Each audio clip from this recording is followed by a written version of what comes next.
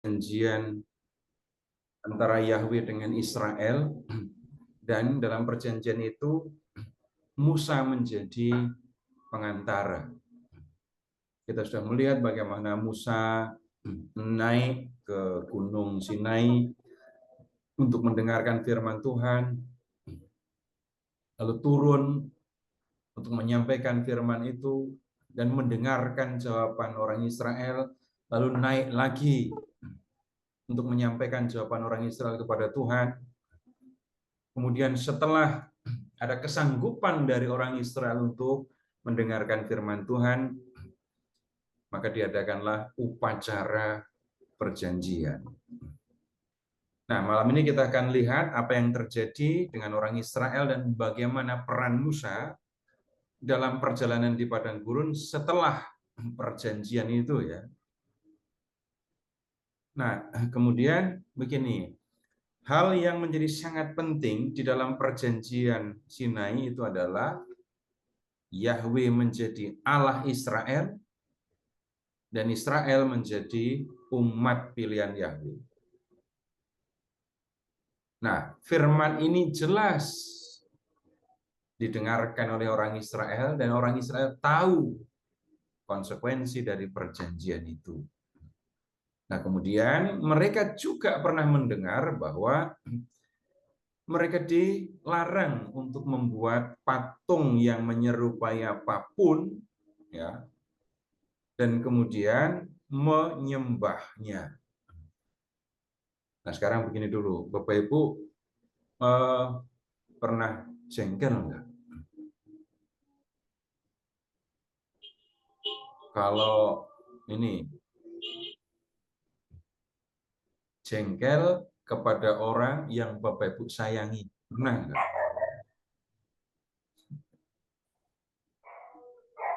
Itu jengkel sama orang lain dengan jengkel dengan orang yang Bapak Ibu sayangi itu beda atau sama rasanya?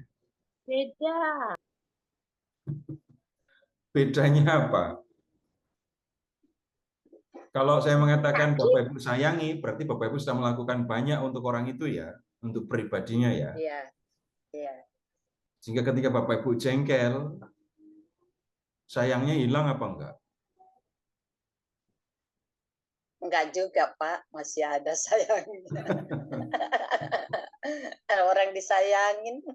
Iya, ini orang yang yang saya Iya. sayangi, Jengkel kenapa paling melakukan yang seperti ini? diem jengkelnya di hati. Jengkelnya cuma di hati doang. Wah, hebat. Apa jengkelnya buat kebaikannya. Oh, jengkel itu bukan beda dengan marah. Jengkel itu menunjuk kepada rasa tidak nyaman yang ada di dalam hati. Nah, kalau Ya, sudah itu. marah, nah itu baru orang bisa marah, Ribut. ya kan? Orang bisa marah demi kebaikan. Tapi ingat-ingat dong, pernah nggak jengkel demi kebaikan? Bapak Ibu nggak bisa disuruh untuk jengkel. Bisa disuruh memarahi, bisa. Pernah nggak diajak jengkel? Yuk jengkel yuk, gitu. Enggak lah, enggak bisa. Karena rasa jengkel itu muncul begitu saja ya. Karena melihat sesuatu, memikirkan sesuatu. Nah, kemudian rasa jengkel itu muncul di dalam hati. Nah, kalau yang ada di dalam hati diungkapkan, jadilah amarah nanti ya. Tapi orang bisa marah tanpa Karena perasaan, jengkel ya. ya kan? Memarahi tanpa jengkel bisa. Apalagi memarahi ya, bukan marah ya. Memarahi tanpa jengkel bisa. Orang jengkel juga bisa tanpa marah, bisa, tapi nggak enak beneran kan ya. Dan Bapak Ibu begini, bagaimana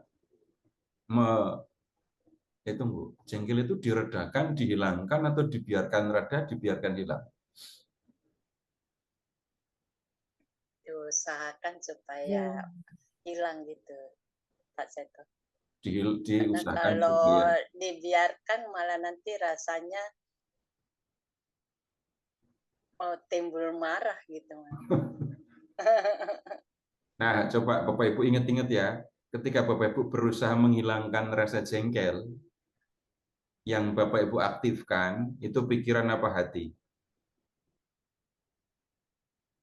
Hati ya. Hati, kalau orang jengkel itu yang aktif hati kan ya. Nah, Iya. untuk mengendalikan jengkelnya itu yang Ya diaktifkan dengan pikiran apa hati hati? juga. Hah? Ya dengan hati juga, Pak Seto. Dengan hati. Pikiran. Dengan sayang jadinya. Pikiran, Pak. Pikiran, Pak. Kontrolnya pakai pikiran, ngilangin jengkel. Nah, iya hatinya nggak dihilangkan, tapi orang berlogika. Kenapa dia melakukan yang seperti itu ya? Itu kan aktivitas pikiran. Jangan-jangan dia melakukan begitu karena alasan ini. Nah, itu aktivitas pikiran. Nah, kemudian sekarang begini, Bapak Ibu kita akan lihat Musa yang jengkel dan kayaknya nggak ada urusan untuk mengatasi rasa jengkel. Tapi kita akan menemukan dari jengkel kemudian menjadi marah, dan dari marah, nanti ada tindakannya. Sekarang silahkan mengingat lebih dulu, Bapak Ibu silahkan ke kitab Keluaran bab 20 ayat 3 sampai dengan 6. Ya. Kita perhatikan dulu teks itu, dan kemudian setelah itu kita akan membaca apa yang terjadi sesudahnya. 20 ayat 3. Keluaran 20 dulu, ayat 3 sampai dengan 6. Jangan ada ilah lain di hadapanku, ayat 3. Kemudian yang ke ayat 4, jangan membuat bagimu berhala yang menyerupai apapun. Terus ayat 5, jangan sujud menyembah kepadanya atau beribadah kepadanya. Jadi jangan membuat berhala, jangan membuat patung dan menyembahnya, itu ya. Nah, ini perjanjian baru saja diselesaikan di bab 24. Orang Israel sudah menerima percikan darah, kemudian sudah makan-makan, begitu ya. Dan orang Israel masih ada di Sinai. Sekarang silahkan ke bab 32.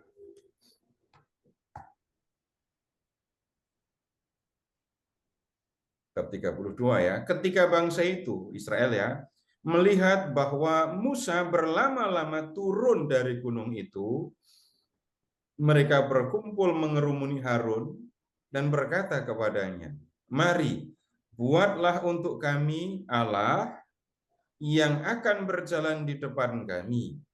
Sebab Musa orang yang telah memimpin kita keluar dari tanah Mesir, kami tidak tahu apa yang terjadi padanya." Jadi posisinya Musa sedang berada di puncak Sinai ya, dan nggak turun-turun. Dan orang Israel mengatakan kami nggak tahu apa yang terjadi dengan Musa di sana. Tuh, emangnya Musa di atas ngapain? Musa nggak ada urusan lain selain bertemu dengan Allah kan ya. Tapi orang Israel mengatakan, ya ini Musa lama nggak turun, kami nggak tahu apa yang terjadi dengan Musa. Lalu mereka minta kepada Harun untuk membuatkan, Bapak Ibu perhatikan, membuat Allah. Membuat Allah. Nah, kemudian lihat Harun rupanya tidak banyak ini ya, tidak bereaksi, tidak memberikan pertentangan, padahal dia adalah ya saudara Musa dan sudah biasa bersama dengan Musa. Lihat Harun di ayat 2 itu minta supaya mereka orang Israel mengumpulkan barang-barang dari emas. Nah, ayat 3, seluruh bangsa itu pun melepaskan anting-anting emas yang ada pada telinga mereka dan membawanya kepada Harun. Kemudian Harun membuat patung anak lembu. Oh, ini emasnya pasti banyak ini ya. Patung anak lembu. Nah, kemudian ayat 4. Ia menerimanya dari tangan mereka, merancang bentuknya dengan alat, dan membuat anak lembu tuangan. Jelas patung dari emas ya. Kalimat berikutnya. Lalu kata mereka, hai Israel, inilah Allahmu yang telah menuntun kau keluar dari tanah Mesir. Inilah Allahmu. Yang disebut Allahmu itu apa? Patung. Patung anak sapi ini tadi. Kalau begitu, yang dilakukan oleh orang Israel sebenarnya apa? Mewujudkan Yahweh Allah Israel dalam wujud seekor anak sapi. Nah, kemudian lihat ayat 5. Ketika Harun melihat hal itu, yang mendirikan mezbah. Harun mendirikan mezbah di depan anak lembu itu, lalu ia berseru, besok hari raya bagi Tuhan. Keesokan harinya pagi-pagi mereka lihat mempersembahkan kurban bakaran dan kurban keselamatan. Jadi ada patung anak lembu, di depannya ada mezbah, dan kemudian orang Israel mempersembahkan kurban.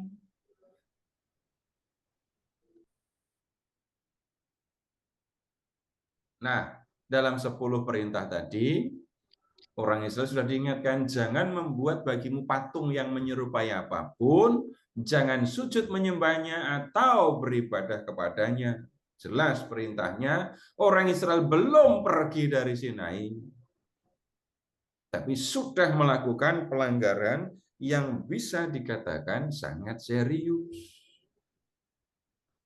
Nah, kemudian, sekarang Bapak Ibu, ini Yahweh yang ada di puncak gunung melihat apa yang dilakukan oleh orang Israel. Ayat 7.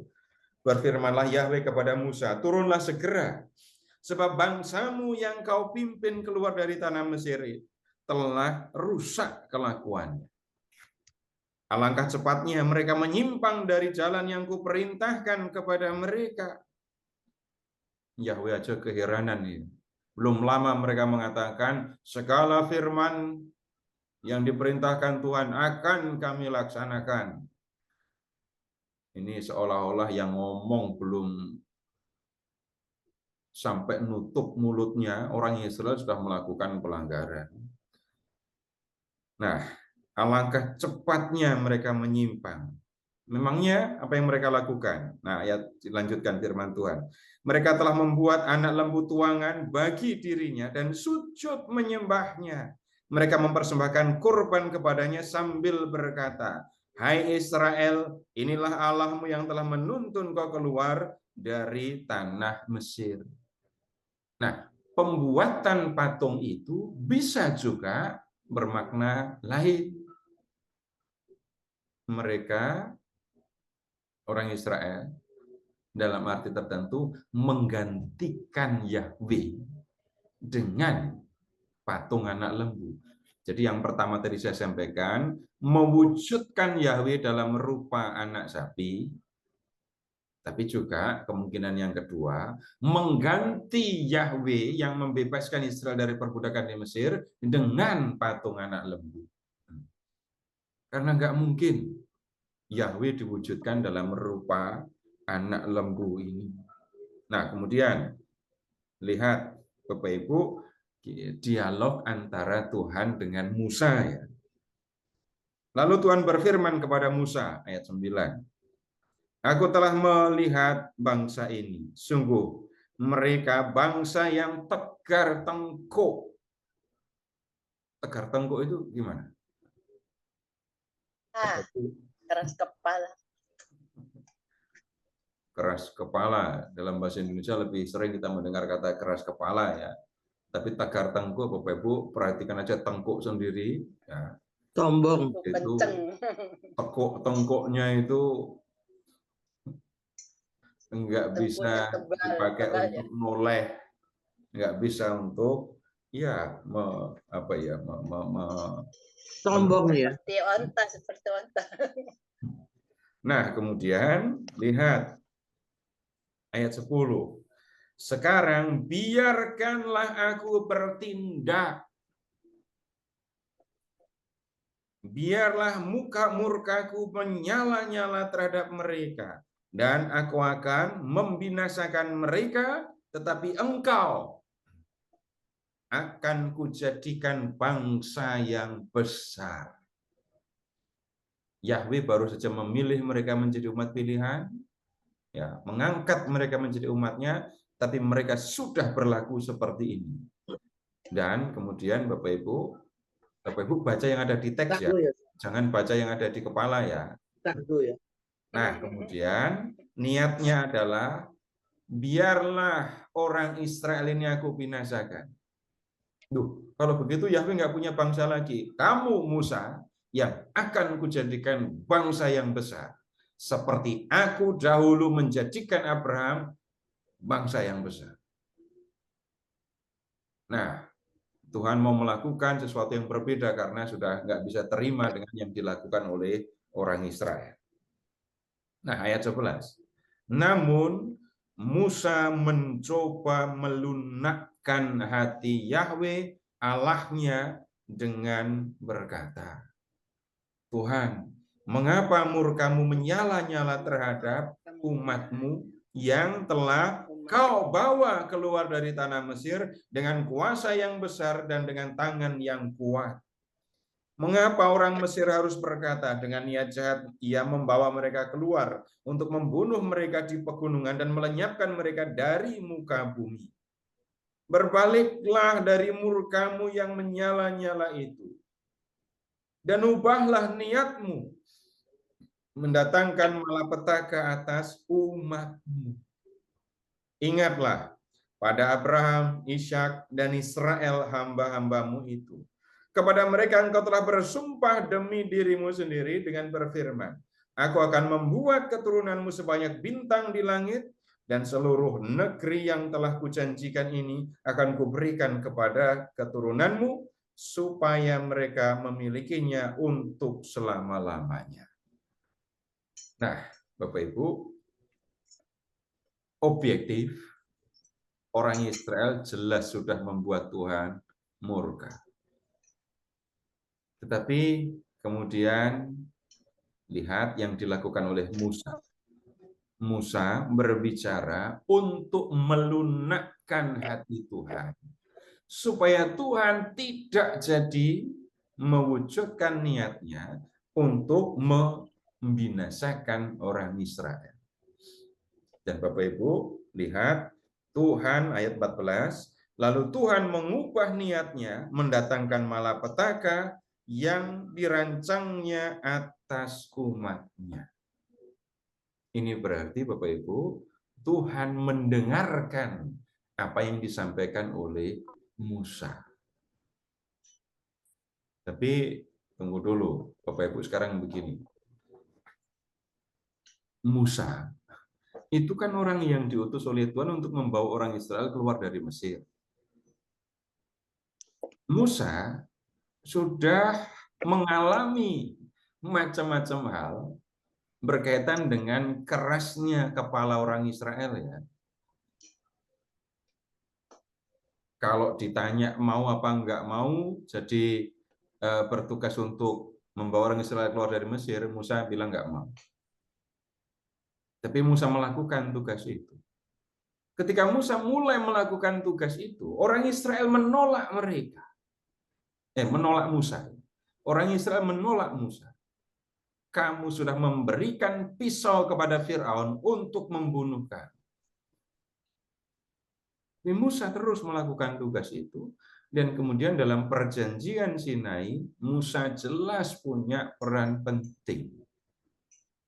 Yang paling gampang untuk diingat, Bapak Ibu, Musa itu harus naik ke Sinai, ke gunung, ketemu Tuhan, turun, ngomong sama orang Israel, naik lagi, menyampaikan jawaban orang Israel, mendengarkan firman Tuhan lagi, turun lagi. Wah, itu pasti Musa akan kelelahan. Orang Israel cuma duduk diam aja di kaki gunung. Musa naik turun. Udah kita harus mengingat yang dibilang Tuhan.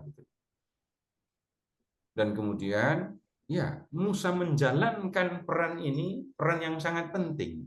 Dengan perantaraan Musa lah perjanjian ini terjadi. Dengan perantaraan Musa lah orang Israel bisa mendengarkan perintah Tuhan.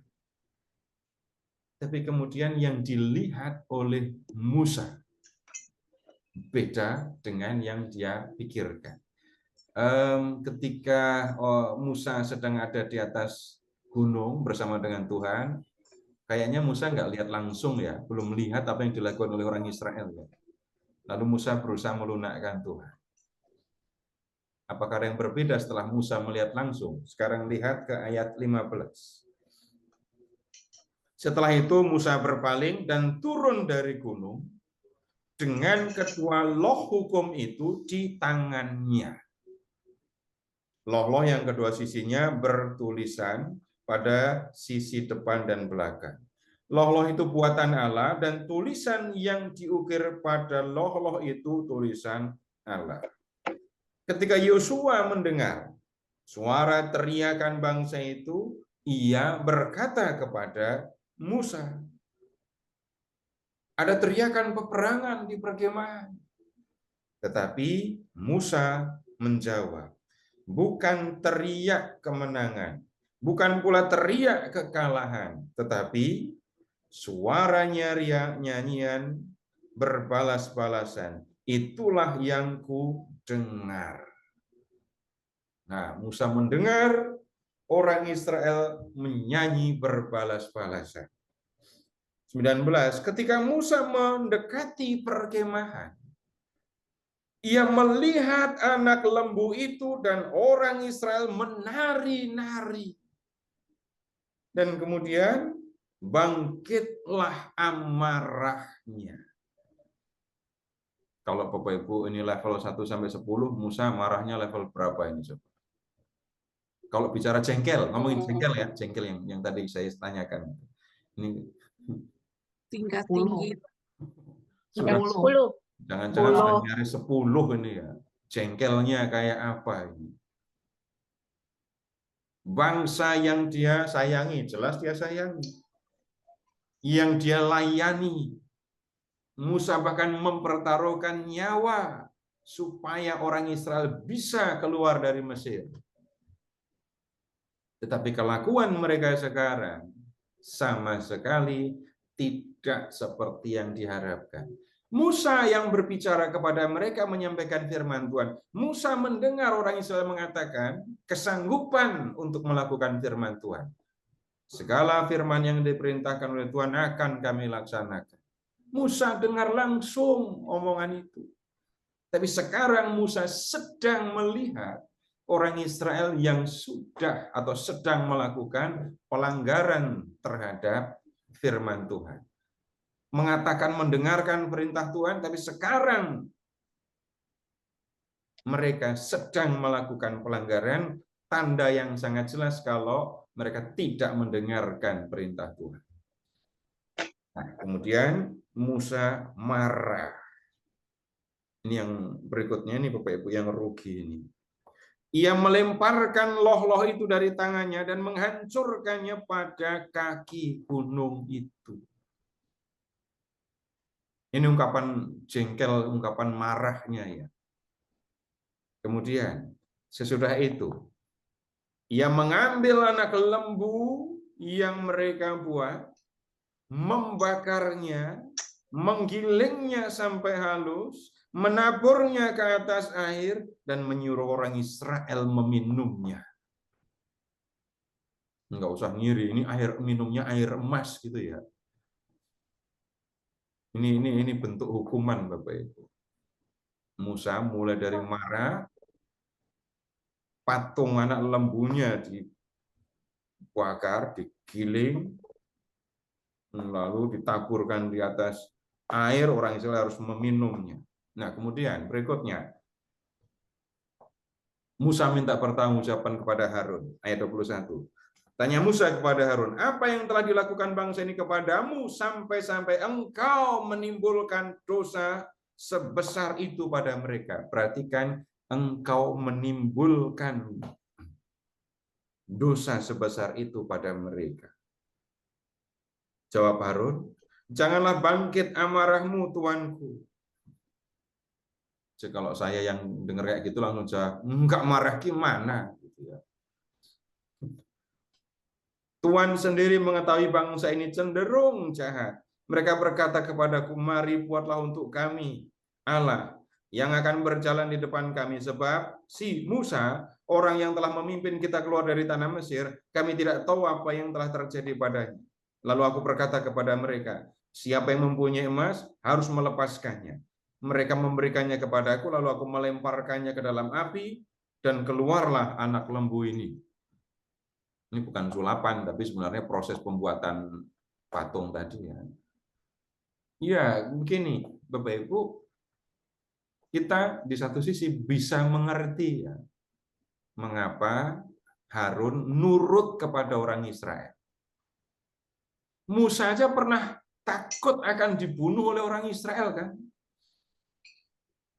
Nah, kalau Musa aja takut akan dibunuh, orang Israel nggak takut kepada Musa, lah apalagi kepada Harun. Jadi kalau dikatakan Harun nurut, ya itu ada yang melatar belakangi ya. Tetapi Bapak Ibu begini, apakah kalau orang bisa menjelaskan alasannya mengapa ia berdosa, maka dosanya itu dianggap nggak ada. Karena Harun melakukan begini karena takut kepada orang Israel, maka ya nggak apa-apa lah, Harun dianggap nggak salah gitu. Nggak bisa. Bapak Ibu, silahkan Bapak Ibu mengingat begini deh. Kalau Bapak Ibu melakukan kesalahan, lalu Bapak Ibu bisa menjelaskan alasan kenapa berbuat salah, apakah kemudian Bapak Ibu dianggap nggak bersalah? Enggak, tetap salah. Tetap salah. Tetap salah. Karena nanti Bapak Ibu begini, kalau ngomongin di pengadilan gitu ya, semua yang melakukan kejahatan pun itu bisa memberikan alasan kenapa dia berlaku jahat. Tapi nah, Bapak Ibu balik lagi, sampai-sampai engkau Harun menimbulkan dosa sebesar ini pada mereka. Nah, kemudian lihat kalimat berikutnya lebih keras lagi sebenarnya. 25. Musa melihat bahwa bangsa itu menjadi liar. Sebab Harun membiarkannya liar sampai menjadi bahan tertawaan bagi lawan mereka. Jadi Harun yang dipercaya untuk mengurus jemaat Israel malah tidak memperhatikan perannya karena bisa dikatakan ini takut gitu ya. Bapak Ibu, untuk klarifikasi Bapak Ibu tolong buka lagi Keluaran bab 24. Keluaran 24 ya. Ini sesudah upacara perjanjian, Bapak Ibu lihat ke ayat 13. Ayat 13. Keluaran 24 ayat 13.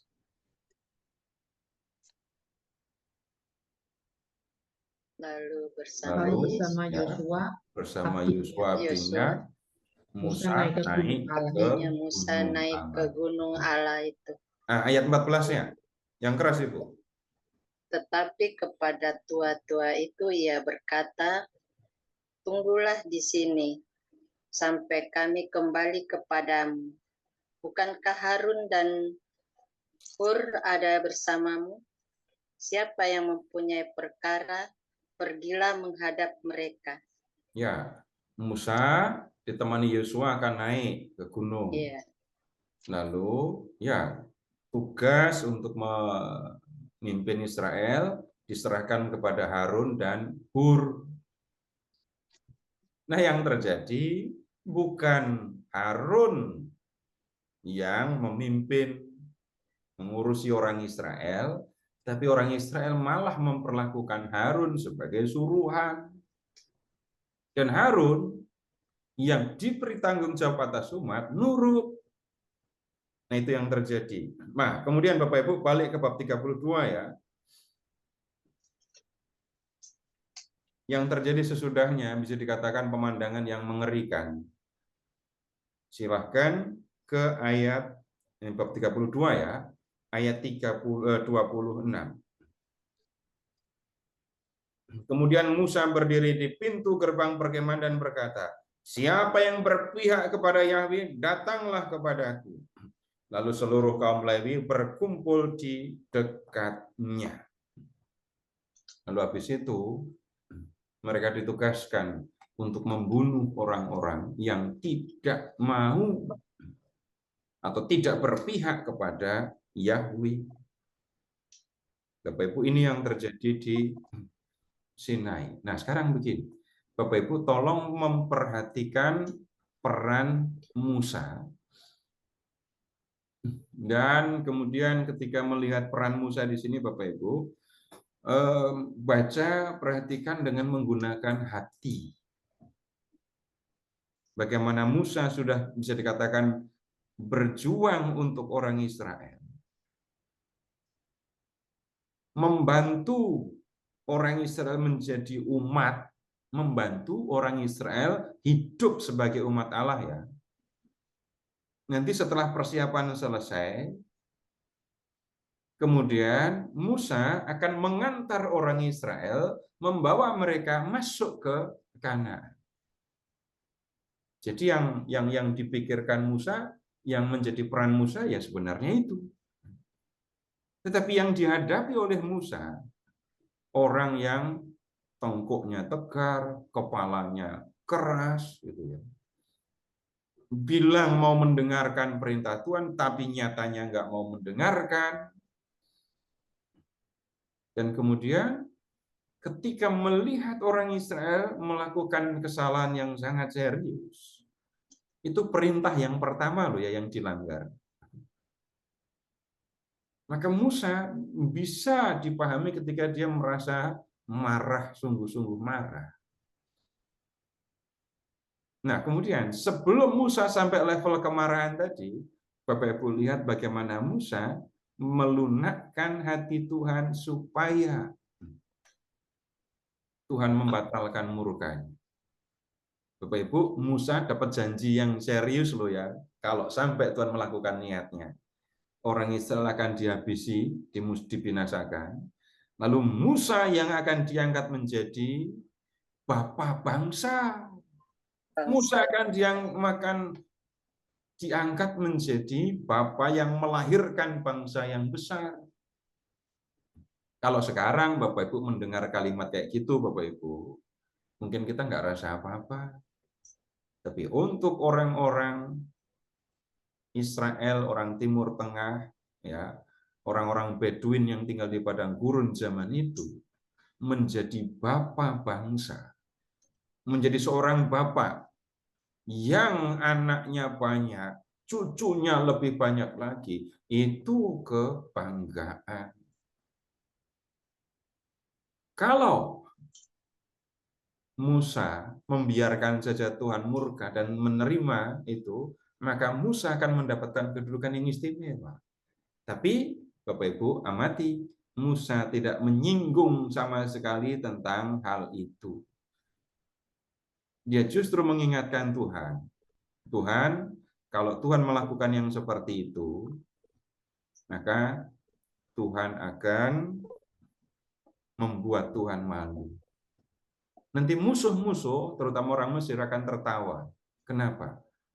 Ternyata Yahweh, Allah Israel, itu membawa orang Israel keluar dari perbudakan di Mesir hanya untuk membunuh dia, membunuh mereka.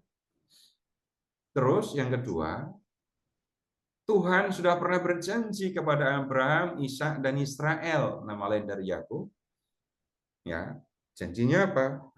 Akan membuat keturunan mereka sebanyak bintang di langit, dan kemudian memberikan tanah Kanaan kepada keturunan mereka. Tuhan pernah janji. Dan Musa mengingatkan janji yang pernah diucapkan oleh Tuhan. Nah, kemudian setelah menyampaikan hal yang seperti itu, Bapak Ibu, Musa melihat sendiri dan kemudian marah. Kok kayak nggak konsisten gitu ya? Dari awal langsung marah gitu. Kalau marah ya marah, kalau enggak ya enggak. Nah, Bapak Ibu, begini, Bapak Ibu ingat-ingat diri sendiri ya, nggak usah ingat-ingat orang lain. Bapak Ibu pernah enggak awalnya biasa, setelah menyadari kata-kata atau tindakan seseorang baru menjadi marah? Jadi awalnya nggak marah, setelah pikir-pikir, ingat-ingat, baru marah. Pernah gitu apa enggak?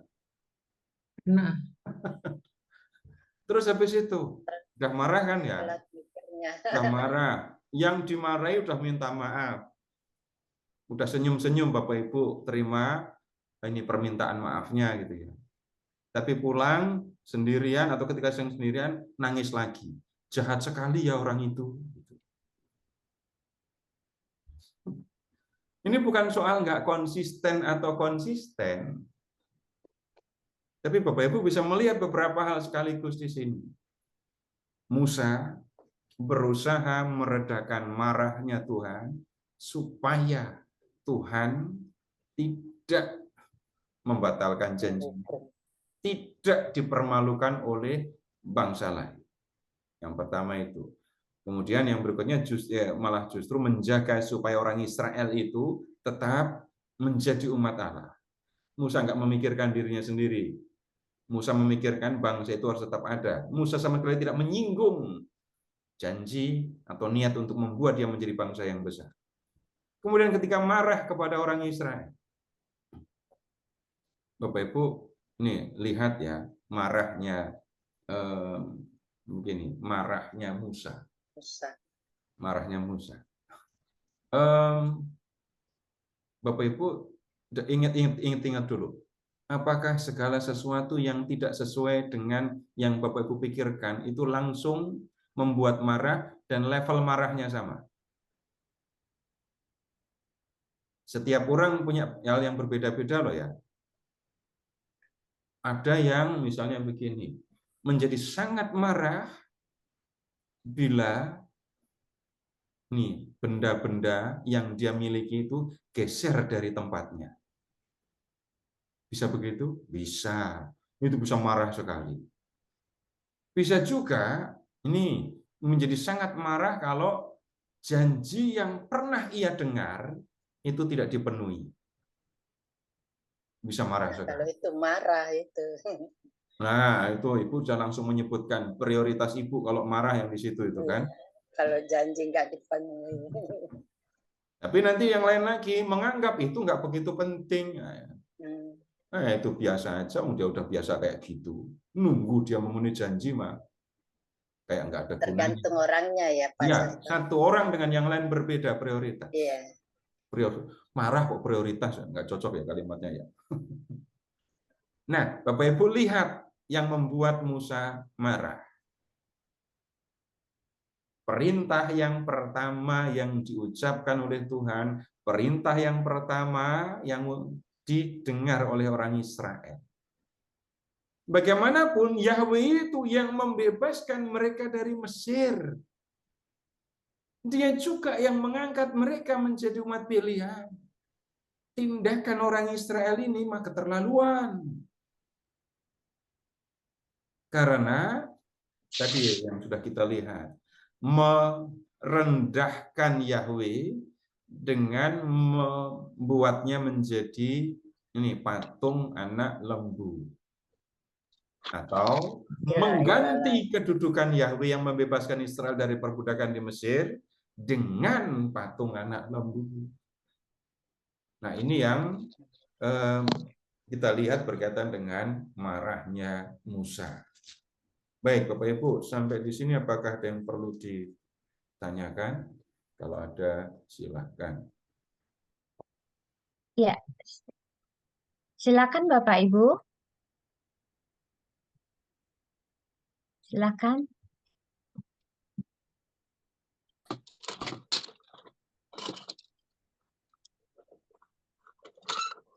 Ibu Yopi, mau ada yang ditanyakan, Ibu? Kalau nggak ada, jangan dipaksa-paksa, Bu. Saya nggak bermaksud.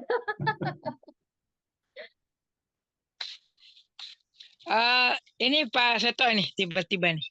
Pak Ya. Seto, selamat malam. Ini waktu masuk ke tanah Kanaan, ini di luar dari konteks ya. Saya baru apa nih lebih teliti lagi setelah mendengar ini tadi bahwa Harun juga pernah membantu untuk buat patung lembu emas ya Pak Seto. Nah, Bukan kenapa? membantu, yang malah membuat. Iya, membantu. Malah membuat. Ternyata Harun juga boleh lolos masuk ke tanah Kanaan, Pak Seto. Harun nggak masuk. Oh enggak, Harun nggak masuk. Harun kan juga yang Hanya enggak Mas. Harun nggak masuk. Oh, yang Ibu coba lihat bilangan bab 20, Bu. oh, Bilangan 20. Ibu lihat mulai dari ayat 22. ya. Bilangan 20 ayat 22. Enggak, bilangan 20. Ya, 20 bilangan ayat 22 dan seterusnya. Persisnya sih ayat 28. dibaca Pak Seto. Enggak usah, kalau pada buka Ibu langsung tahu. Ya, oh, ya. Ayat 28, jelaskan ya? Ya, Musa menanggalkan pakaian Harun dan mengenakannya kepada Eleazar anaknya. Lalu matilah Harun di puncak gunung itu, kemudian oh iya benar saya salah. Ibu enggak ngelayat ya dulu ya? Enggak tahu. Kenal Pak. Oh, ya. Berarti benar ya Pak Seto bahwa yang sudah berdosa tidak layak masuk ke tanah terjanji ya Pak Seto. Itu nanti dulu. Iya, maaf. Saya dengar maaf. Ya udah, ya. Nah, itu nanti ini habis ini kita diskusikan itu. Ya. Terima kasih Pak Seto. Ya. Terima kasih Bu Yopi. Sama-sama Mbak Ana. Ya, silakan Bapak Ibu.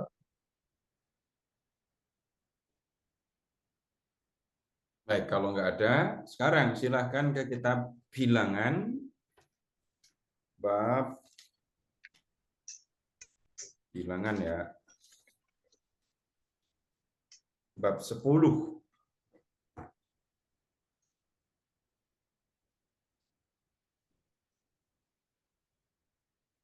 Bilangan bab 10 mulai dari ayat 11.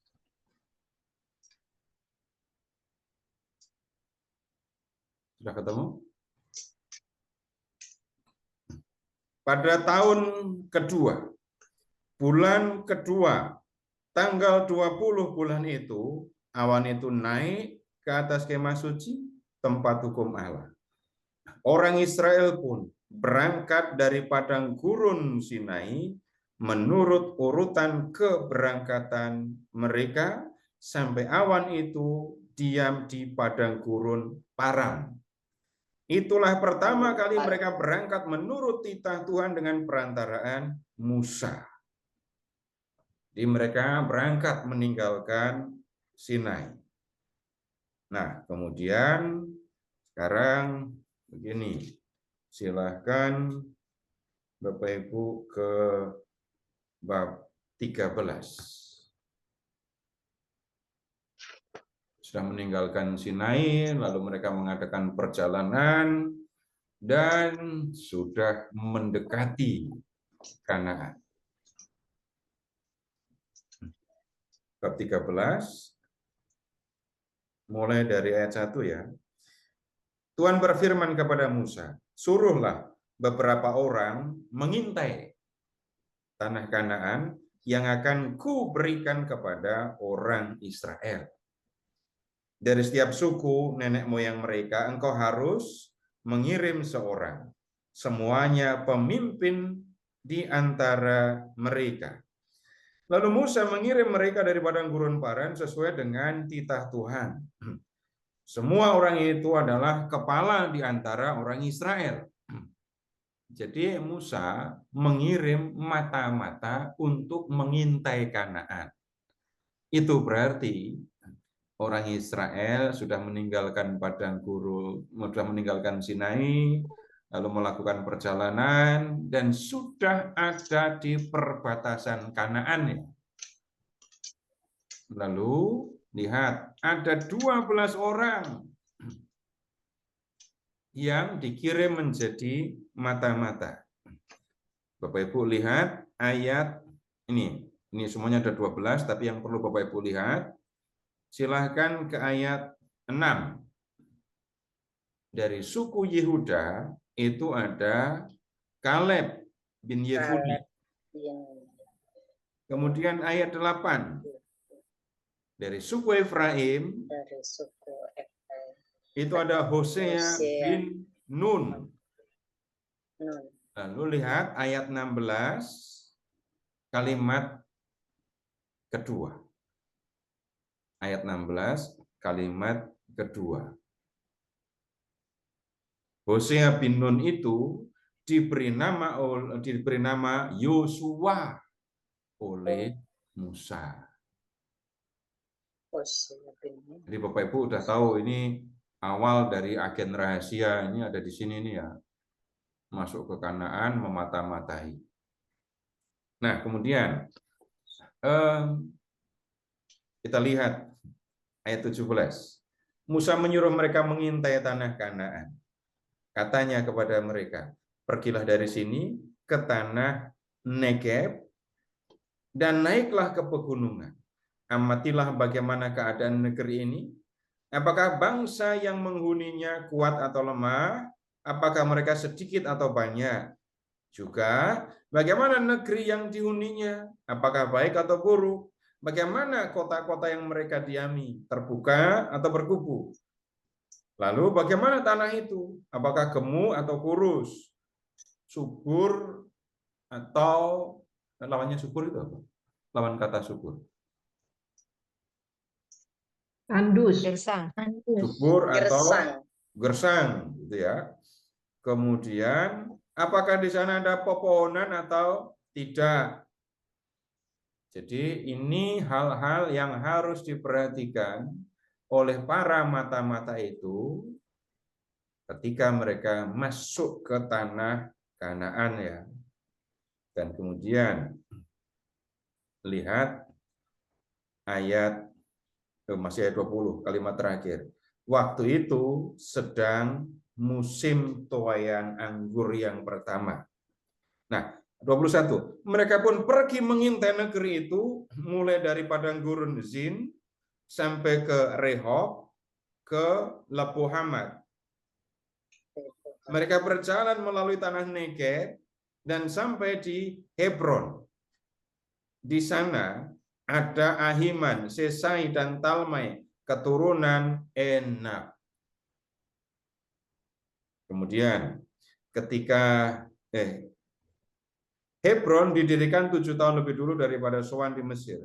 Ketika sampai di lembah Eskol, di sana mereka memotong suatu cabang dengan setan dan buah anggur, lalu 2 orang memikulnya dengan sebatang kayu.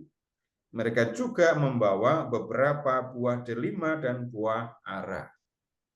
Tempat itu dinamai orang lembah Eskol karena tandan buah anggur yang dipotong orang Israel di sana. Ini para mata-mata sudah masuk dan kemudian supaya Bapak Ibu punya gambaran, gitu ya.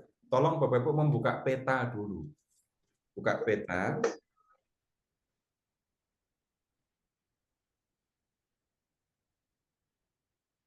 Cari peta yang judulnya Kerajaan Israel dan Yehuda.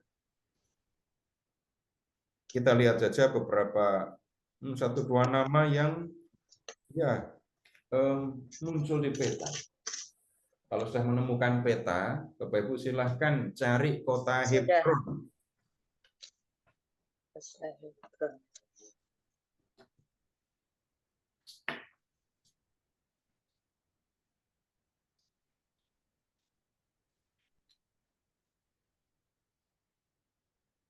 Kemudian Bapak Ibu lihat wilayah yang namanya Edom. Edom, Beersheba, gitu ya. Itu yang disebut Negeb, ada di sekitar situ. Jadi orang Israel ini masuk ke Kanaan, rencananya lewat selatan ini. Lewat selatan, dan mereka masuk untuk mengintai itu sampai ke Hebron ini tadi ya.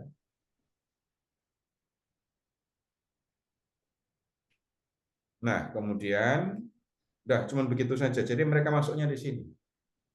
Nah, minggu depan kita akan lihat orang Israel nggak masuk dari sini. Masuknya dari arah timur. Tapi itu tunggu dulu. Itu minggu depan. Tapi rencana awal mau masuk Kanaan itu lewat selatan.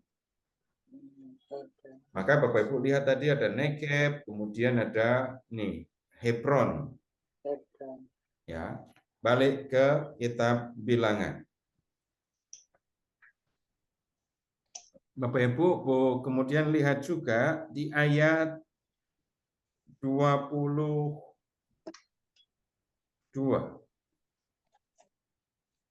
Bapak Ibu perhatikan ada ini ya, Ahiman, Sesai, dan Talmai.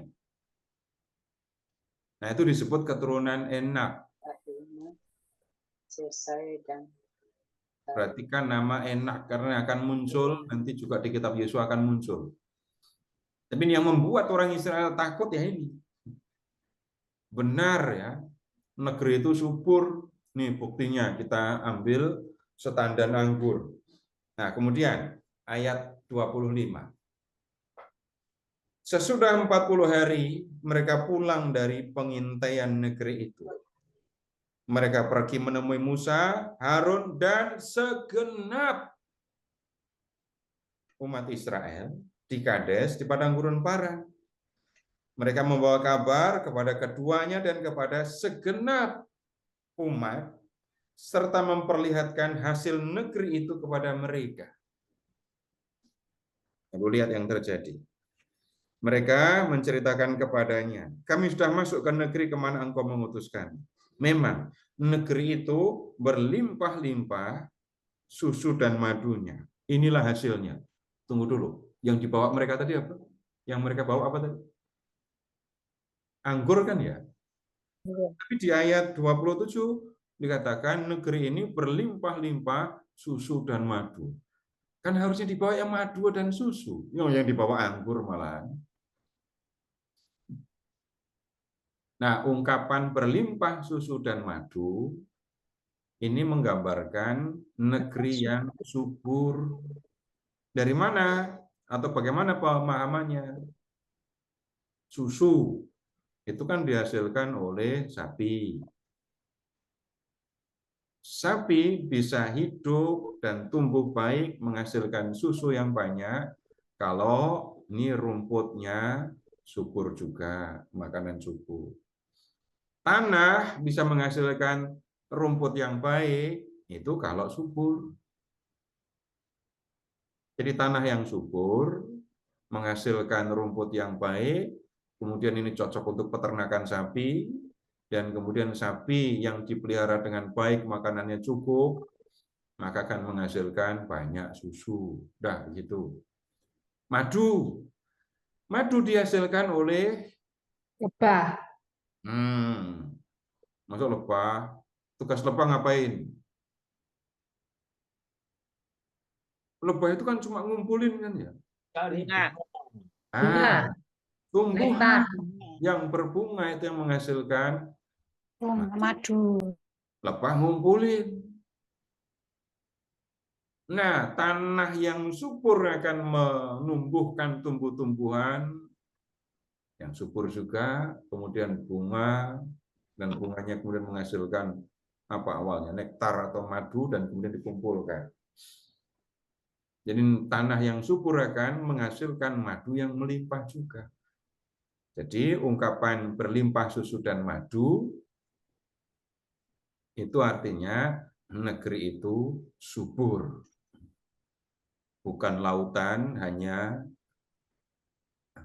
kolam susu. Hanya kolam Kolam susu. susu. Tongkat, gimana berikutnya?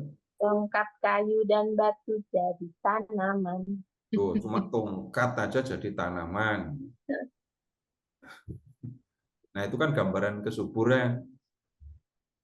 Nah, kemudian, nih buktinya kalau negeri ini subur, mereka menyerahkan anggur itu tadi. Kemudian, sampai di sini beritanya menyenangkan. Coba lihat ya 28 sekarang. Hanya saja bangsa yang tinggal di negeri ini, di negeri itu kuat-kuat.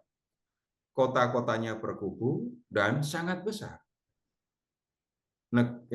Bangsanya kuat, kotanya berkubu dan sangat besar, dan lihat, keturunan orang Enak telah kami lihat di sana. Kemudian, ini ayat 29 ada daftar bangsa yang tinggal di situ.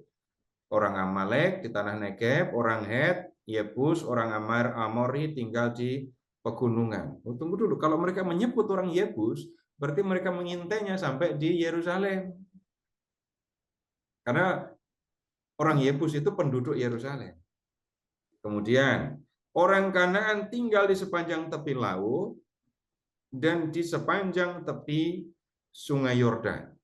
Ini rupanya mereka melakukan pengintaiannya serius loh ya, sampai ke wilayah yang lumayan jauh loh ya. Kemudian, melihat ini masalah. Karena apa? Lihat kalimat berikutnya. Kemudian Kaleb mencoba menenteramkan hati bangsa itu di hadapan Musa, katanya, tidak, kita akan maju dan menduduki negeri itu sebab kita pasti akan mengalahkannya. Mau mengalahkan bagaimana? Orangnya gede-gede, kotanya berkubu.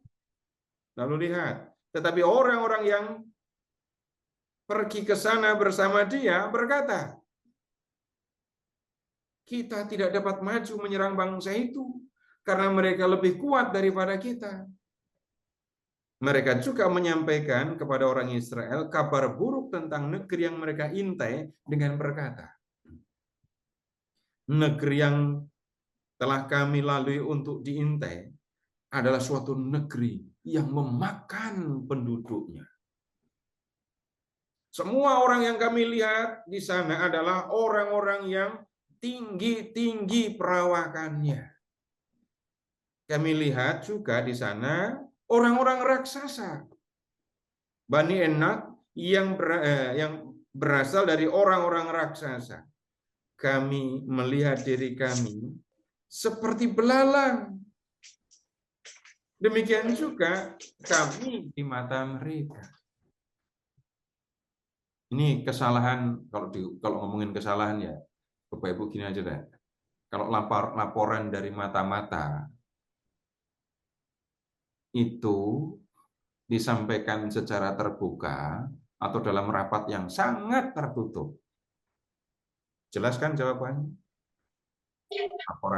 Laporan mata-mata, apalagi dalam rangka perang, nggak akan informasinya di-upload supaya semua orang tahu. Ini informasi rahasia. Nah, yang ini tadi, 12 orang pengintai menyampaikan laporannya kepada Musa dan segenap orang Israel. Jadi orang-orang juga pada dengar. Di antara 12 itu yang mendukung penyerangan atau masuk ke Kanaan itu cuma 2. Satu Kaleb, yang kedua Yosua. Yang 10 nggak sepakat untuk masuk. Kenapa? Nggak masuk akal kita menyerbu Kanaan. Kotanya besar, temboknya, benteng kotanya kuat, dan kemudian orangnya gede-gede. Coba lihat, di depan mereka itu kita ini cuma seperti belalang. Nah, supaya kita dapat gambaran ya tentang raksasa ini, Bapak Ibu, agak panjang ceritanya, tetapi supaya kita dapat gambaran ya. Bapak Ibu ketemu orang Enak kan ya di sini ya. Sekarang Bapak Ibu tolong membuka kitab Yosua.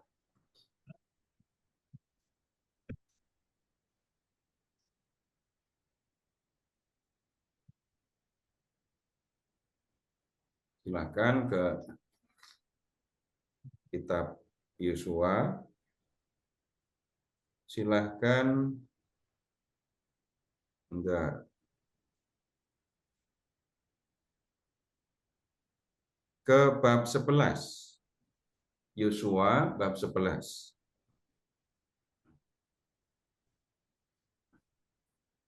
Yosua 11 ayat 21 dan 22.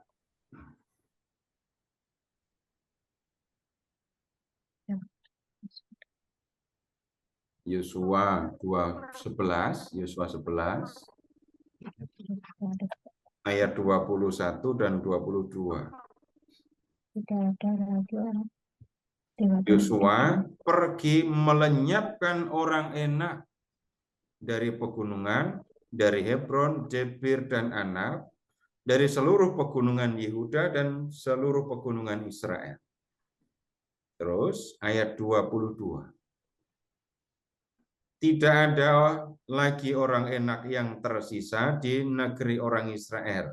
Perhatikan, hanya di Gaza, Gad, dan Asdod masih ada yang tertinggal. Jadi yang masih ada orang Enaknya, ada orang raksasanya, cuma di 3 kota, 3 wilayah itu. Gaza, Gad, dan Asdod. Kemudian sekarang Bapak Ibu silahkan ke 1 Samuel bab 17. 1 Samuel bab 17.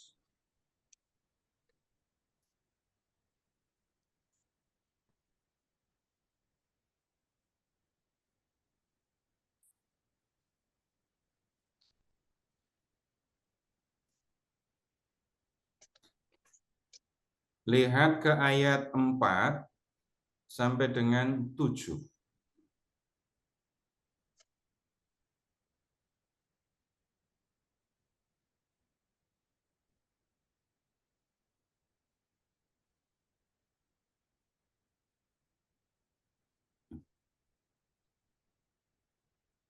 Satu Samuel 17 dari ayat 4.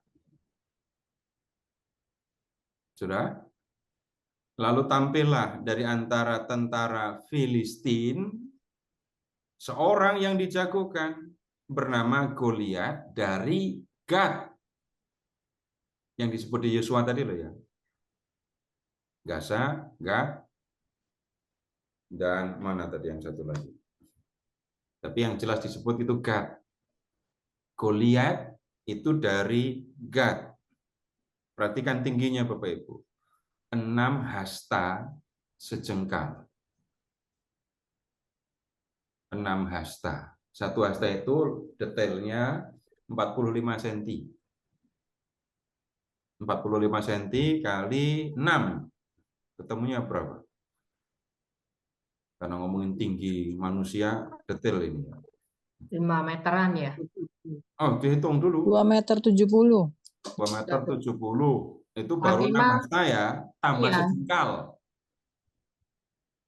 Kan 1 jengkalnya tadi 45 cm kan?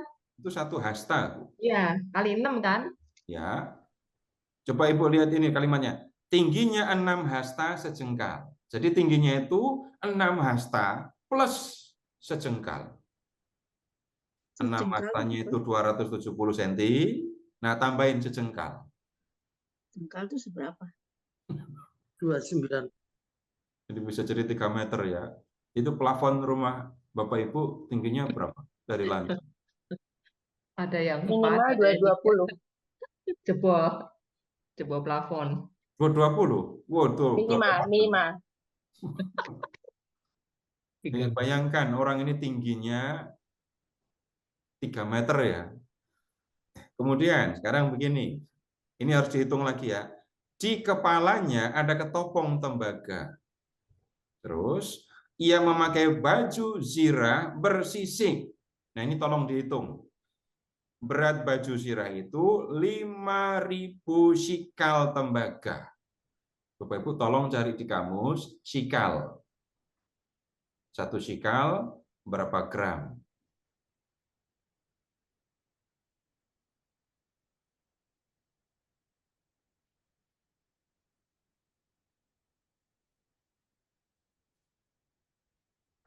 11,4 gram.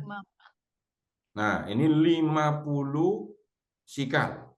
Sorry, 5.000 sikal. Iya, 5.000. 5.000 kali Berarti 1,4-nya dihilangin. 5. 11,4 kali 5.000. Baru ketemu gram. Gram ke kilo. Nolnya hilangin 3. Ketemunya berapa? 57. Enggak, berat banget. 57 benar nggak, Pak? Enggak, 57 ya. tolong hitung. Iya 57. Iya, 57. 57 betul. Bapak Ibu bayangkan baju zirahnya beratnya 57 kilo. Kebayangan ya gedenya orangnya kayak apa, kuatnya kayak apa. Kalau mau coba, ini dah di rumah berasnya masih ada berapa banyak? 15 kilo cuma. Besok beli yang 50-an kilo ya, tolong taruh di pundak. Aduh. Nah, kemudian ini tadi Bapak Ibu, gambaran orang raksasa yang ada di situ itu seperti apa. Kalau mau lihat contoh keturunan Enak, ya raksasa yang kuat sekali itu. Nah, Bapak Ibu perhatikan Goliat. Dan ketemu Goliatnya tadi bagaimana? Dari orang Enak yang di bilangan 13, kemudian ke Yosua bab 11, lalu ke 1 Samuel 17, begitu urutannya ya. Dan Bapak Ibu kalau menjawab begitu, jangan bilang kata Pak Seto gitu, enggak akan itu saya enggak akan terima yang kayak gitu. Tapi karena Ulang Pak, pakai Pak. tulisan. Bilang apa Pak? Kan bilangan Bilangan 13 yang kita diskusikan tadi kan. Oh, terus? Temu orang Enak tadi kan bab 13. Ya. Lalu di zaman Yosua orang Enak itu dimusnahkan, sudah dikalahkan oleh Yosua.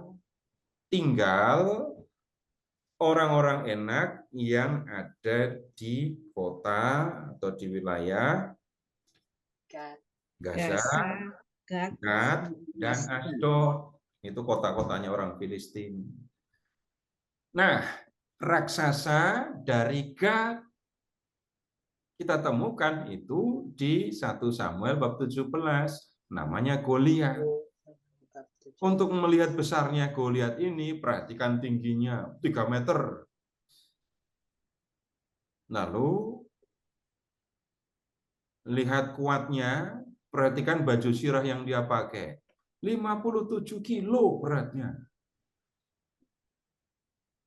Bayangkan Bapak Ibu, di depan mereka, orang Israel jadi kecil sekali kan ya. Di depan mereka kita cuma seperti belalang gitu. Mereka membesarkan orang Kanaan, tapi mengecilkan diri sekaligus. Dan itu untuk mengatakan nggak mungkin kita bisa mengalahkan orang Kanaan. Nggak mungkin. Jadi nggak usah masuk Kanaan. Masuk ke Kanaan cuma mau bunuh diri saja kalau begitu. Sekarang balik ke kitab Bilangan, kita ke bab 14 sekarang.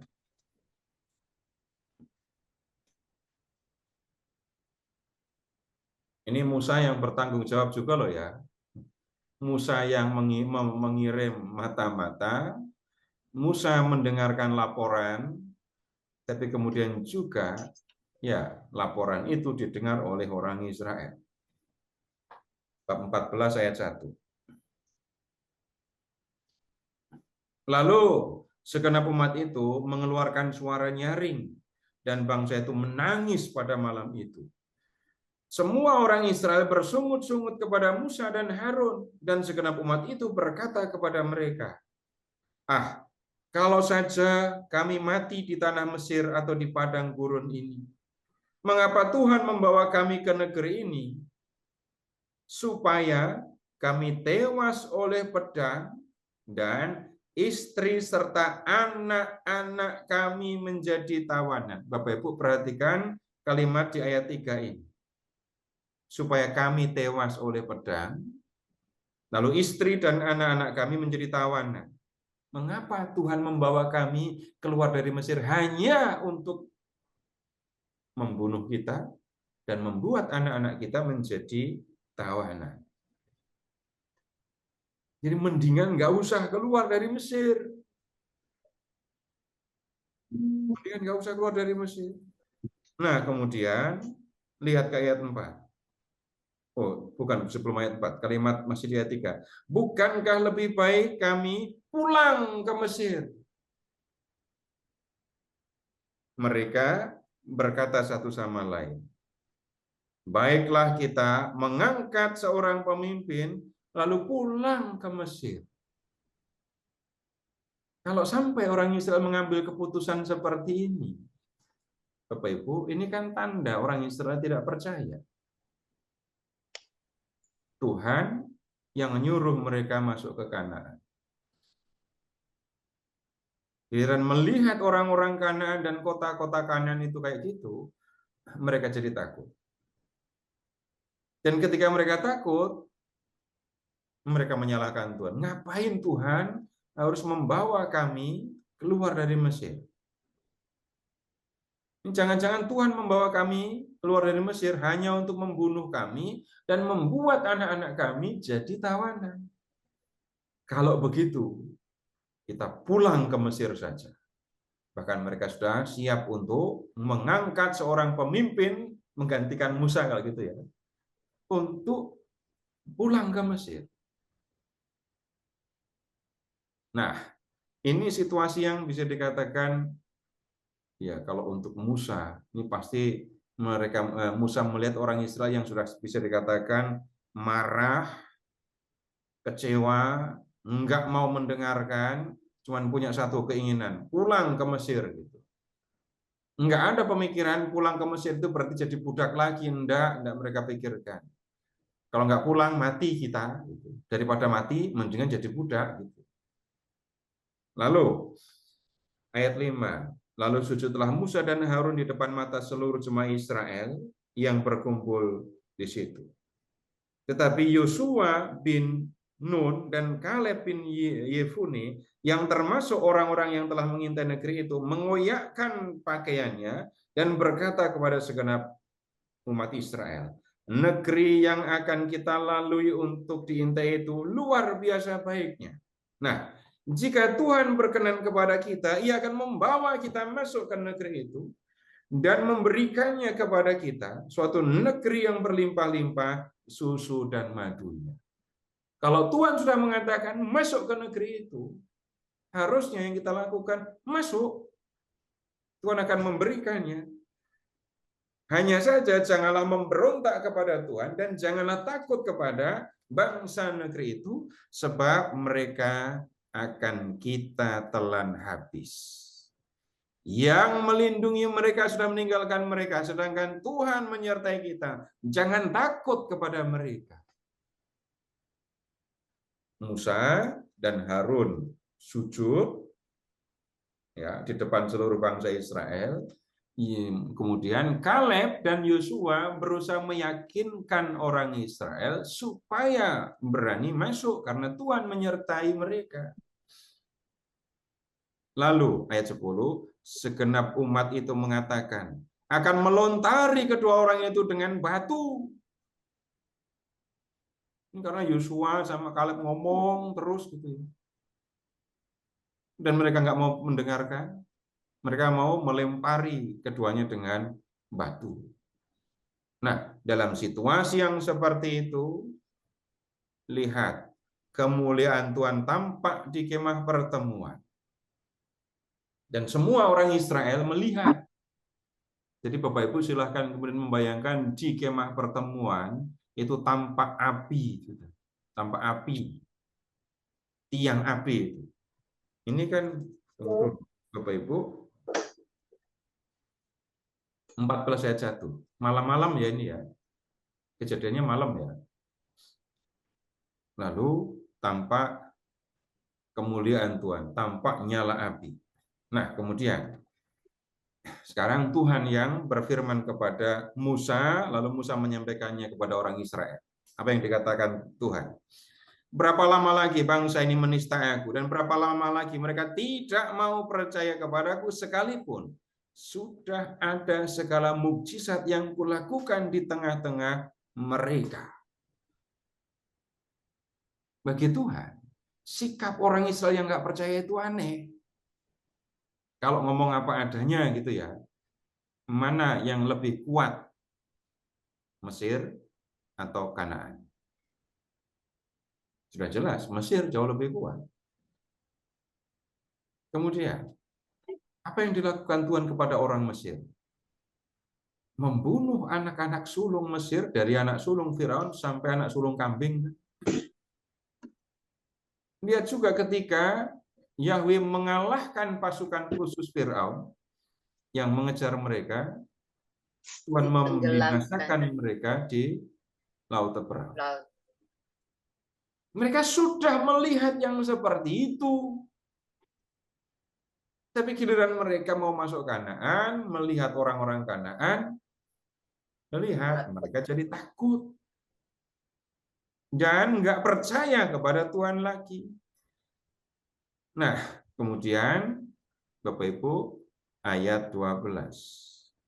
Aku akan memukul mereka dengan sampar dan melenyapkan mereka, tetapi engkau akan kubuat menjadi bangsa yang lebih besar dan lebih kuat daripada mereka.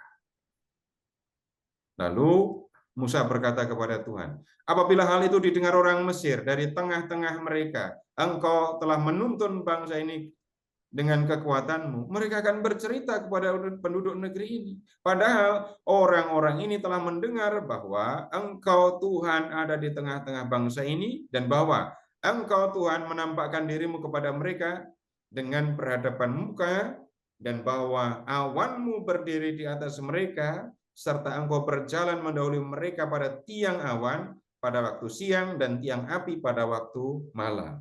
Jika engkau membunuh bangsa ini sampai habis, bangsa-bangsa yang mendengar kabar tentang engkau nanti berkata, Tuhan tidak mampu membawa bangsa ini masuk ke negeri yang dijanjikannya dengan sumpah kepada mereka, maka ia membantai mereka di padang gurun. Sekarang, kiranya kekuatan Tuhan nyata kebesarannya, seperti yang difirmankan. Tuhan itu panjang sabar dan berlimpah kasih setianya. Ia mengampuni kesalahan dan pelanggaran, tetapi sekali-kali tidak membebaskan orang bersalah dari hukuman. Ia akan membalaskan kesalahan bapa kepada anak-anaknya sampai kepada keturunan ketiga dan empat. Ampunilah kiranya kesalahan bangsa ini sesuai dengan kebesaran kasih setia, seperti engkau telah mengampuni bangsa ini mulai dari Mesir sampai di sini. Jadi mula-mula Tuhan bicara dulu kepada Musa. Ini keterlaluan orang Israel ini. Sudah melihat apa yang aku lakukan kepada mereka. Tapi mereka nggak mau percaya kepadaku. Sudah, aku akan melenyapkan mereka. Aku akan kirim penyakit sampar, itu ya. Biar mereka habis saja. Mati semua.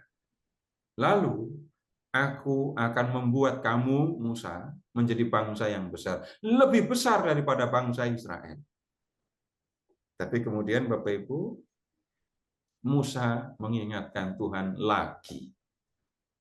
Kalau engkau membinasakan orang Israel, nanti ya orang-orang yang tidak senang kepadamu, orang-orang Mesir akan menertawakan, akan mengejekmu. Ya. Tuhan tidak mampu membawa bangsa ini masuk ke negeri yang dijanjikannya sendiri. Karena dia nggak mampu membawa orang Israel masuk ke Kanaan, malah dia membunuhnya. Kemudian hal kedua yang diingatkan Musa, Tuhan itu panjang sabar dan berlimpah kasih setianya. Jadi memang orang Israel bersalah, tapi ampuni bangsa ini seperti engkau sudah mengampuni mereka. Nah, kemudian ayat 20. Berfirmanlah Tuhan, aku mengampuninya sesuai dengan permintaan. Hanya saja, demi aku yang hidup dan demi kemuliaan Tuhan yang memenuhi seluruh bumi, semua orang yang telah melihat kemuliaanku dan mukjizat-mukjizat yang kubuat di Mesir dan di padang gurun, namun telah 10 kali mencobai aku dan tidak mau mendengarkan suaraku, pastilah tidak akan melihat negeri yang kujanjikan dengan sumpah kepada nenek moyang mereka. Semua yang menista aku ini tidak akan melihatnya. Permintaan Musa dipenuhi oleh Tuhan. Ya, permintaan dipenuhi. Bapak Ibu lihat ayat 19, ampuni kesalahan mereka. Kemudian Bapak Ibu, yang salah tetap perlu dihukum. Mereka yang sudah melihat mukjizat Tuhan, mereka yang sudah melihat kemuliaan Tuhan, tapi malah 10 kali mencobai. Dan yang paling besar adalah tidak percaya bahwa Tuhan akan membawa mereka masuk Kanaan. Nah, mereka itu benar-benar tidak akan masuk Kanaan. Gitu maksudnya. Ayat 24. Tetapi hambaku Kaleb, karena mempunyai hati berbeda dan mengikut aku sepenuhnya, akan kubawa masuk ke negeri yang telah dimasukinya itu, dan keturunannya akan memilikinya. Kemudian, ayat 26. Tuhan berfirman lagi kepada Musa dan Harun, berapa lama lagi umat yang jahat ini akan bersungut-sungut kepadaku? Semua sungutan yang dikeluhkan orang Israel kepadaku telah kudengar. Katakanlah kepada mereka, demi aku yang hidup, demikianlah firman Tuhan, sesungguhnya seperti yang kamu katakan di hadapanku, demikianlah akan kulakukan kepadamu.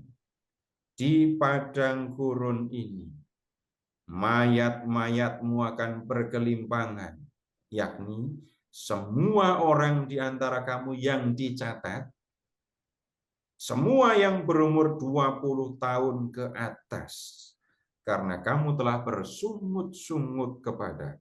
Sesungguhnya kamu tidak akan masuk ke negeri yang dengan mengangkat sumpah telah kujanjikan untuk kamu diami, kecuali Kaleb bin Yefune dan Yosua bin Nun.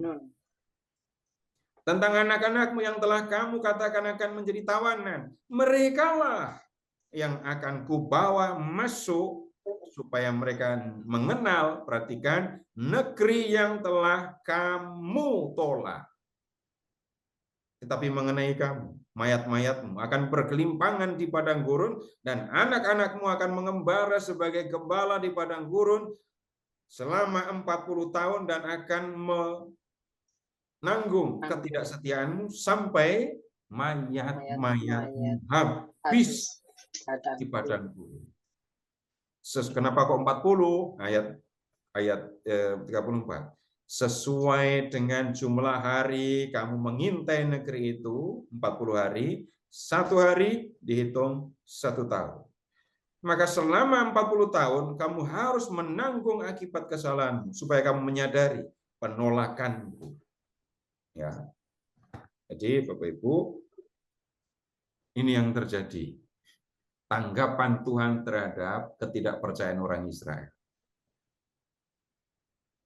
Berani ngomong jelek di depan Tuhan. Tuhan membawa kami keluar dari Mesir hanya untuk membunuh kami dan membiarkan anak-anak kami jadi tawanan. Berarti kamu nggak mau masuk Kanaan? Ya udah, nggak usah masuk, gitu ya. Nah, generasi yang keluar dari Mesir umur 20 tahun ke atas yang melihat mukjizat Allah tetapi menolak untuk percaya, ini tidak akan masuk ke Kanaan. Apa yang akan terjadi dengan mereka? Orang Israel, ini hukumannya 40 tahun penjara ya, karena 40 tahun penjara, 40 tahun di padang gurun. pengintaiannya 40 hari, setiap hari dihitung 1 tahun. Sehingga orang Israel harus tinggal di gurun 40 tahun. Nah, selama masa 40 tahun ini, generasi Mesir, gitu ya, itu akan habis di padang gurun. Bapak Ibu nggak usah komplain. Kalau umur 20 tambah 40, itu kan baru 60. Masa udah pada mati? Tapi yang dimaksudkan, ya, yang melihat mukjizat yang dilakukan Tuhan, tapi menolak untuk percaya, oke, nggak usah masuk. Dan mereka akan mati selama perjalanan di padang gurun itu. Nah, sekarang begini Bapak Ibu, ada yang mengatakan orang Israel itu di padang gurun tersesat, terus jalannya berputar-putar. Ini bukan tersesat. Urusannya bukan tersesat. Kalau pernah ada pertanyaan, mengapa orang Israel harus lama di padang gurun, sementara Yusuf, Maria, dan kanak-kanak Yesus bisa cepat lari sampai ke Mesir? Jadi urusannya bukan soal tersesat, nggak ngerti jalan, bukan. Kenapa? Lagi, coba lihat. Dari Sinai, orang Israel itu sudah sampai di sebelah selatan Kanaan. Sudah mau masuk Kanaan. Tapi karena tidak percaya, ya sudah, nggak usah masuk kamu. Lalu ya mereka akan mengembara di padang gurun ini. Nanti anak-anak mereka yang akan masuk ke Kanaan. Mereka mengatakan, anak-anak kami akan jadi tawanan. Tuhan mengatakan, enggak, anak-anakmu yang akan masuk Kanaan. Kamu enggak akan masuk. Karena kamu enggak percaya. Nah, kemudian sekarang, lihat ke ayat 39. Ayat 39. Ya. Setelah Musa menyampaikan perkataan ini kepada semua orang Israel, bangsa itu berduka. Keesokan harinya mereka bangun pagi-pagi, hendak naik ke puncak gunung sambil berkata, lihat, kita akan maju ke negeri yang difirmankan Tuhan itu, meskipun kita telah berbuat dosa. Jadi mereka takut ini ya. Takut kepada siapa? Takut kepada Tuhan. Karena mereka sudah tidak percaya kepada Tuhan, lalu mereka sudah mendengarkan putusan Tuhan. Kamu tidak akan masuk. Kamu akan mengembara di gurun 40 tahun sampai habis generasi yang keluar dari Mesir. Setelah mendengar ancaman itu, orang Israel jadi takut. Lalu lihat, mereka lalu mau maju, ya sudah, karena kami sudah nggak percaya, kami sudah berdosa, tapi Tuhan sudah menyampaikan ancaman hukuman, sekarang kita maju. Mereka ambil putusan itu. Lihat, kita akan maju ke negeri yang difirmankan Tuhan itu. Ayat 41. Tetapi, kata Musa, mengapa kamu hendak melanggar titah Tuhan? Hal itu tidak akan berhasil. Janganlah maju, sebab Tuhan tidak ada di tengah-tengahmu, supaya kamu tidak dikalahkan oleh musuhmu. Jadi yang menurut Musa ya, kamu sudah berdosa, Tuhan sudah mengambil keputusan terhadap kamu, terima keputusan itu. Kalau kamu sekarang berlaku seolah-olah kamu bertobat, kamu mau masuk ke Kanaan, kamu nggak akan berhasil. Kenapa? Tuhan tidak menyertai kamu karena kamu sudah tidak percaya kepadanya. Nah, kemudian sesungguhnya orang Amalek dan orang Kanaan ada di sana di depanmu, dan kamu akan tewas oleh pedang. Karena kamu berbalik membelakangi Tuhan, Tuhan tidak akan menyertai kamu. Jadi Musa sudah menyampaikan peringatan ini. Enggak usah kamu masuk, enggak usah berusaha untuk masuk ke Kanaan. Kamu berusaha masuk ke Kanaan, enggak akan berhasil. Tuhan tidak menyertai kamu. 44. Meskipun demikian, mereka naik ke puncak gunung itu. Tetapi takut perjanjian Tuhan dan Musa tidak meninggalkan perkemahan. Lalu turunlah orang Amalek dan orang Kanaan yang mendiami gunung itu, lalu menyerang dan mencerai-beraikan mereka sampai ke Horma. Ini orang Israel gagal masuk ke Kanaan karena ya itu tadi sudah nggak percaya kepada Tuhan. Sekarang setelah disampaikan ancaman hukuman atau sudah dijatuhi hukuman, terus mau masuk Kanaan, nggak diterima oleh Tuhan. Baik, Bapak Ibu, sampai di sini silahkan kalau ada yang mau disampaikan. Ini sudah menjawab pertanyaan kenapa 40 tahun kan ya?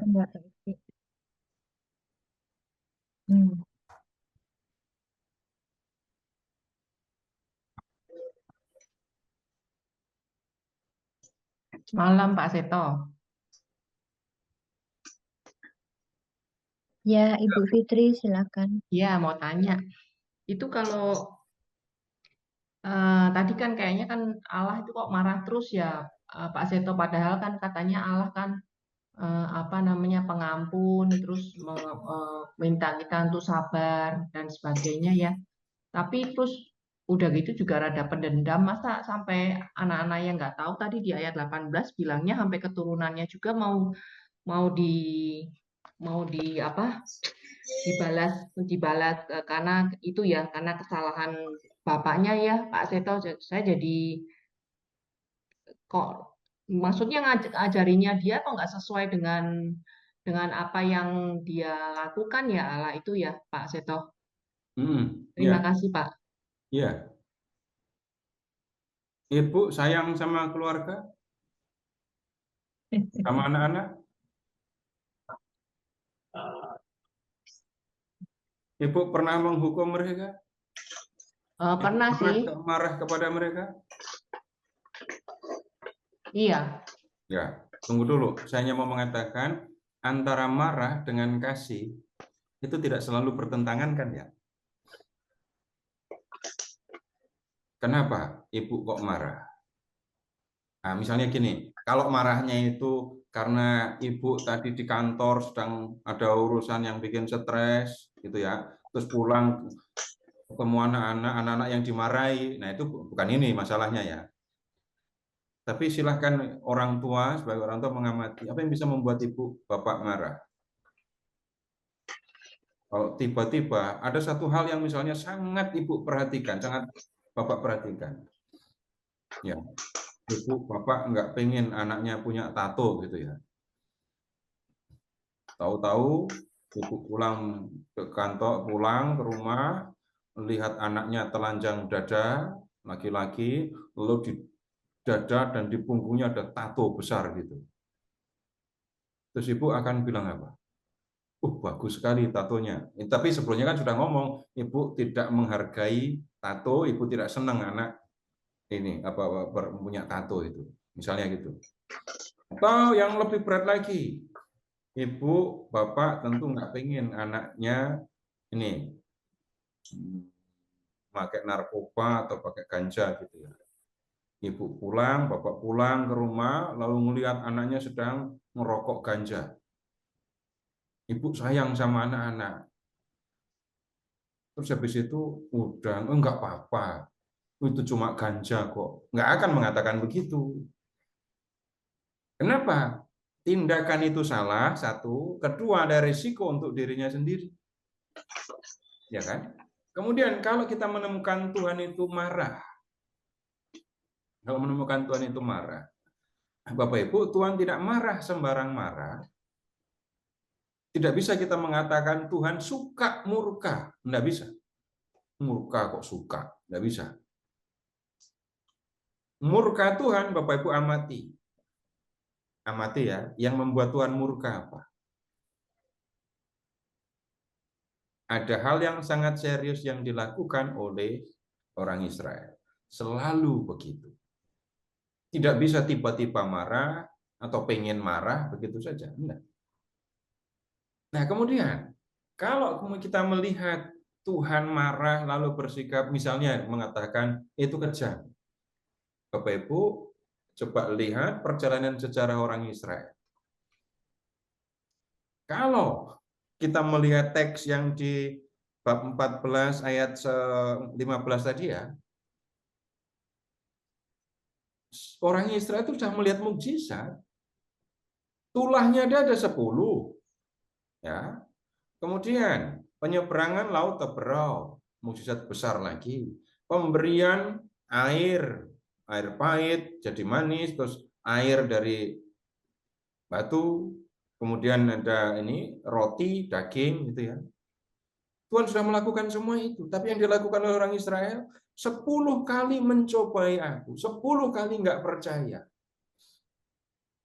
Nah, kemudian amati di situ Bapak Ibu. Kita melihat Tuhan yang bereaksi untuk menunjukkan sikapnya. Kemudian, kalau memang kamu nggak mau masuk Kanaan, ya sudah, nggak usah masuk. Anakmu saja yang masuk. Kemudian lanjut Bapak Ibu. Terus, sesudah orang Israel masuk Kanaan, apakah orang Israel sudah jadi orang yang setia kepada Allah? Enggak. Berulang kali orang Israel melakukan penyembahan berhala, nggak percaya kepada Tuhan, dan seterusnya. Tapi Tuhan tidak pernah meninggalkan mereka. Nah, sekarang versi lengkapnya, tolong Ibu membuka Keluaran bab 20, ayat ya 4 sampai dengan 6 tadi. Saya tidak membacanya lengkap tadi. Kalau kita bicara tentang Tuhan yang menghukum, Bapak Ibu baca lengkap di situ.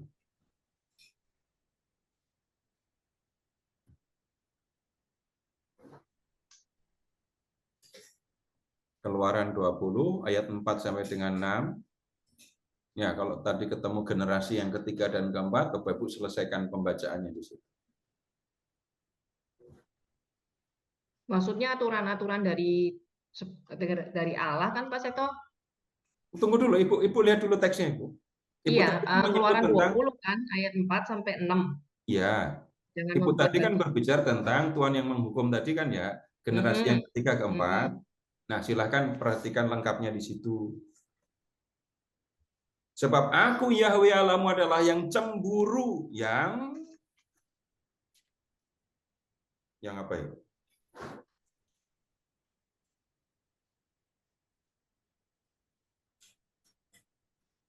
Membalaskan kesalahan bapa kepada anak-anaknya sampai kepada keturunan ketiga dan keempat dari orang-orang yang membenci aku. Tetapi aku akan menunjukkan kasih setia kepada beribu-ribu keturunan. Terjemahan yang baru itu lebih tepat. Kalau yang lama beribu-ribu orang. Kepada mereka yang mengasihi aku dan berpegang pada perintahku. Menghukum hanya sampai generasi keempat kepada orang yang membenci aku, tapi menunjukkan kasih setia kepada beribu generasi.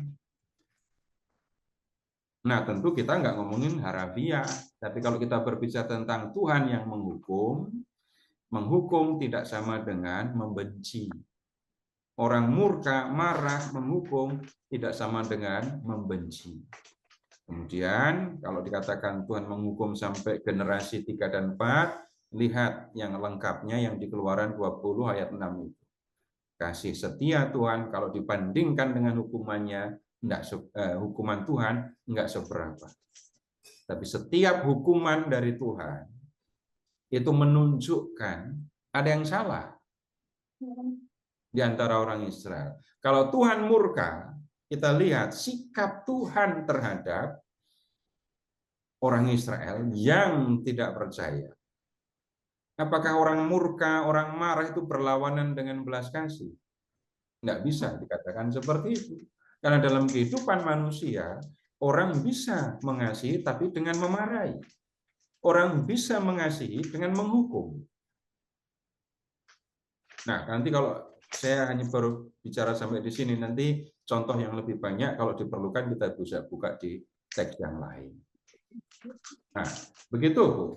Oke, Bisa makasih dilanjutkan Pak. kalau belum ini, karena memang ini Iya. tema yang banyak Ya, ditemukan. mohon izin Oke. Bu Ana Iya, boleh makasih. bertanya Pak Seto. Ya, silakan Pak Aris. Ya, selamat malam Pak Seto. Tadi kita membahas di Keluaran bab 32 ayat 26 dan 27, di mana digambarkan di situ Musa mengumpulkan mereka yang taat dan tidak taat, tapi juga sekaligus ada semacam perintah untuk membunuh Pak Seto. Nah, bagaimana kita memahami ini dengan kaitannya dengan 10 firman yang sudah disampaikan sebelumnya? Sekarang Bapak tolong buka teks Pak ya. Ya. Silahkan ke kitab Ulangan bab 20.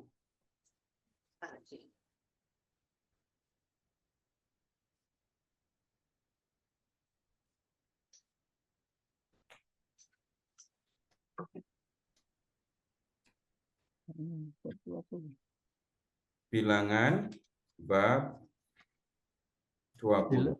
Ulangan Pak. Ulangan dong bilang. Oh sorry, ulangan 20, maaf.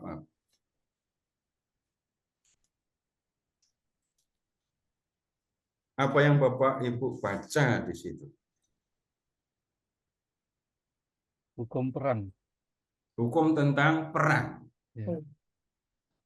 Dan kalau Bapak Ibu baca sampai selesai, ini hukum, aturan yang disampaikan kepada orang Israel kalau mereka maju berperang.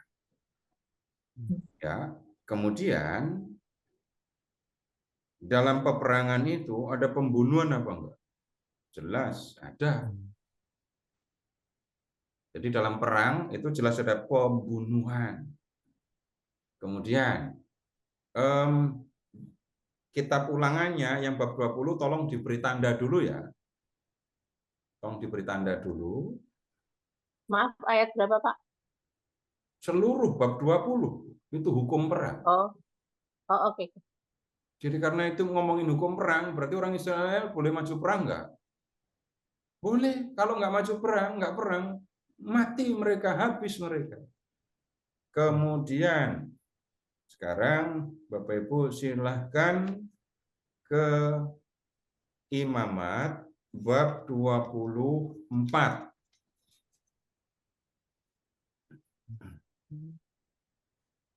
Imamat 24.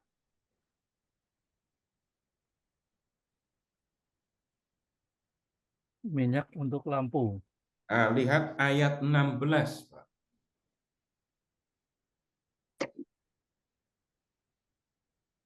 Siapa yang menghujat nama Tuhan harus dihukum mati, dilempari dengan batu oleh seluruh jemaat, baik pendatang maupun warga asli. Ya, orang yang menghujat Allah itu harus dihukum mati. Itu kan ya. Kemudian sekarang lihat juga, supaya lebih sederhana saja. Silahkan balik ke ulangan tadi ya. Tapi sekarang ayat bab 19, maka saya minta tolong diberi tanda.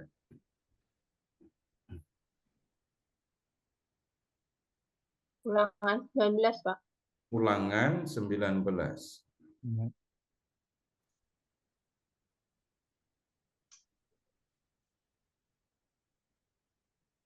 Kota-kota perlindungan. Ya, kota-kota perlindungan kan ya. Kemudian Bapak Ibu lihat ke ayat 4 dan 5. Inilah ketentuan mengenai pembunuh yang melarikan diri ke sana. Dia boleh tetap hidup apabila ia membunuh sesamanya tanpa sengaja dan tanpa membenci dia sebelumnya. Misalnya, seseorang pergi ke hutan dengan temannya untuk membelah kayu. Ketika tangannya mengayunkan kapak untuk menebang pohon, mata kapak terlepas dari gagangnya, lalu mengenai temannya sehingga mati. Ya, kemudian sekarang lihat ke ayat 11.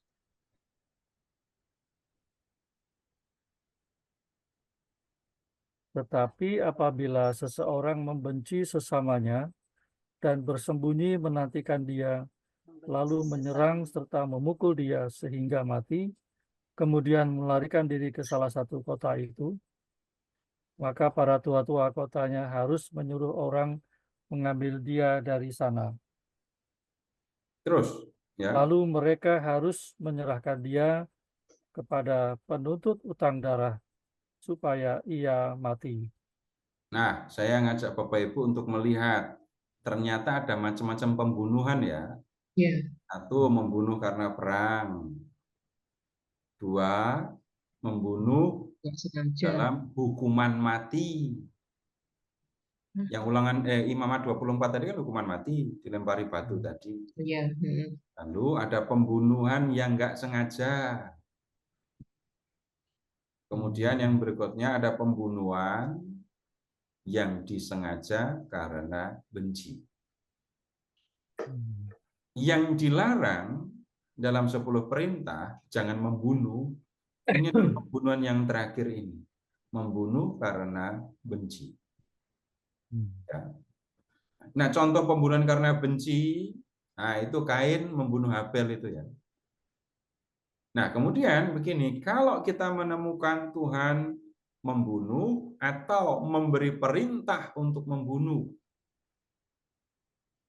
kapan Tuhan membunuh?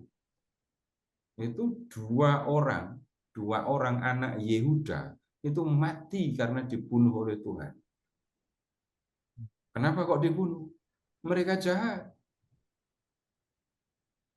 Orang-orang yang ikut menyembah patung anak lembu dan tidak mau berbalik kepada Tuhan, itu yang dijatuhi hukuman mati.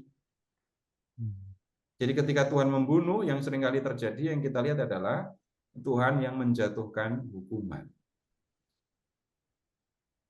Jadi kalau hukuman dan hukuman mati itu tidak dilarang.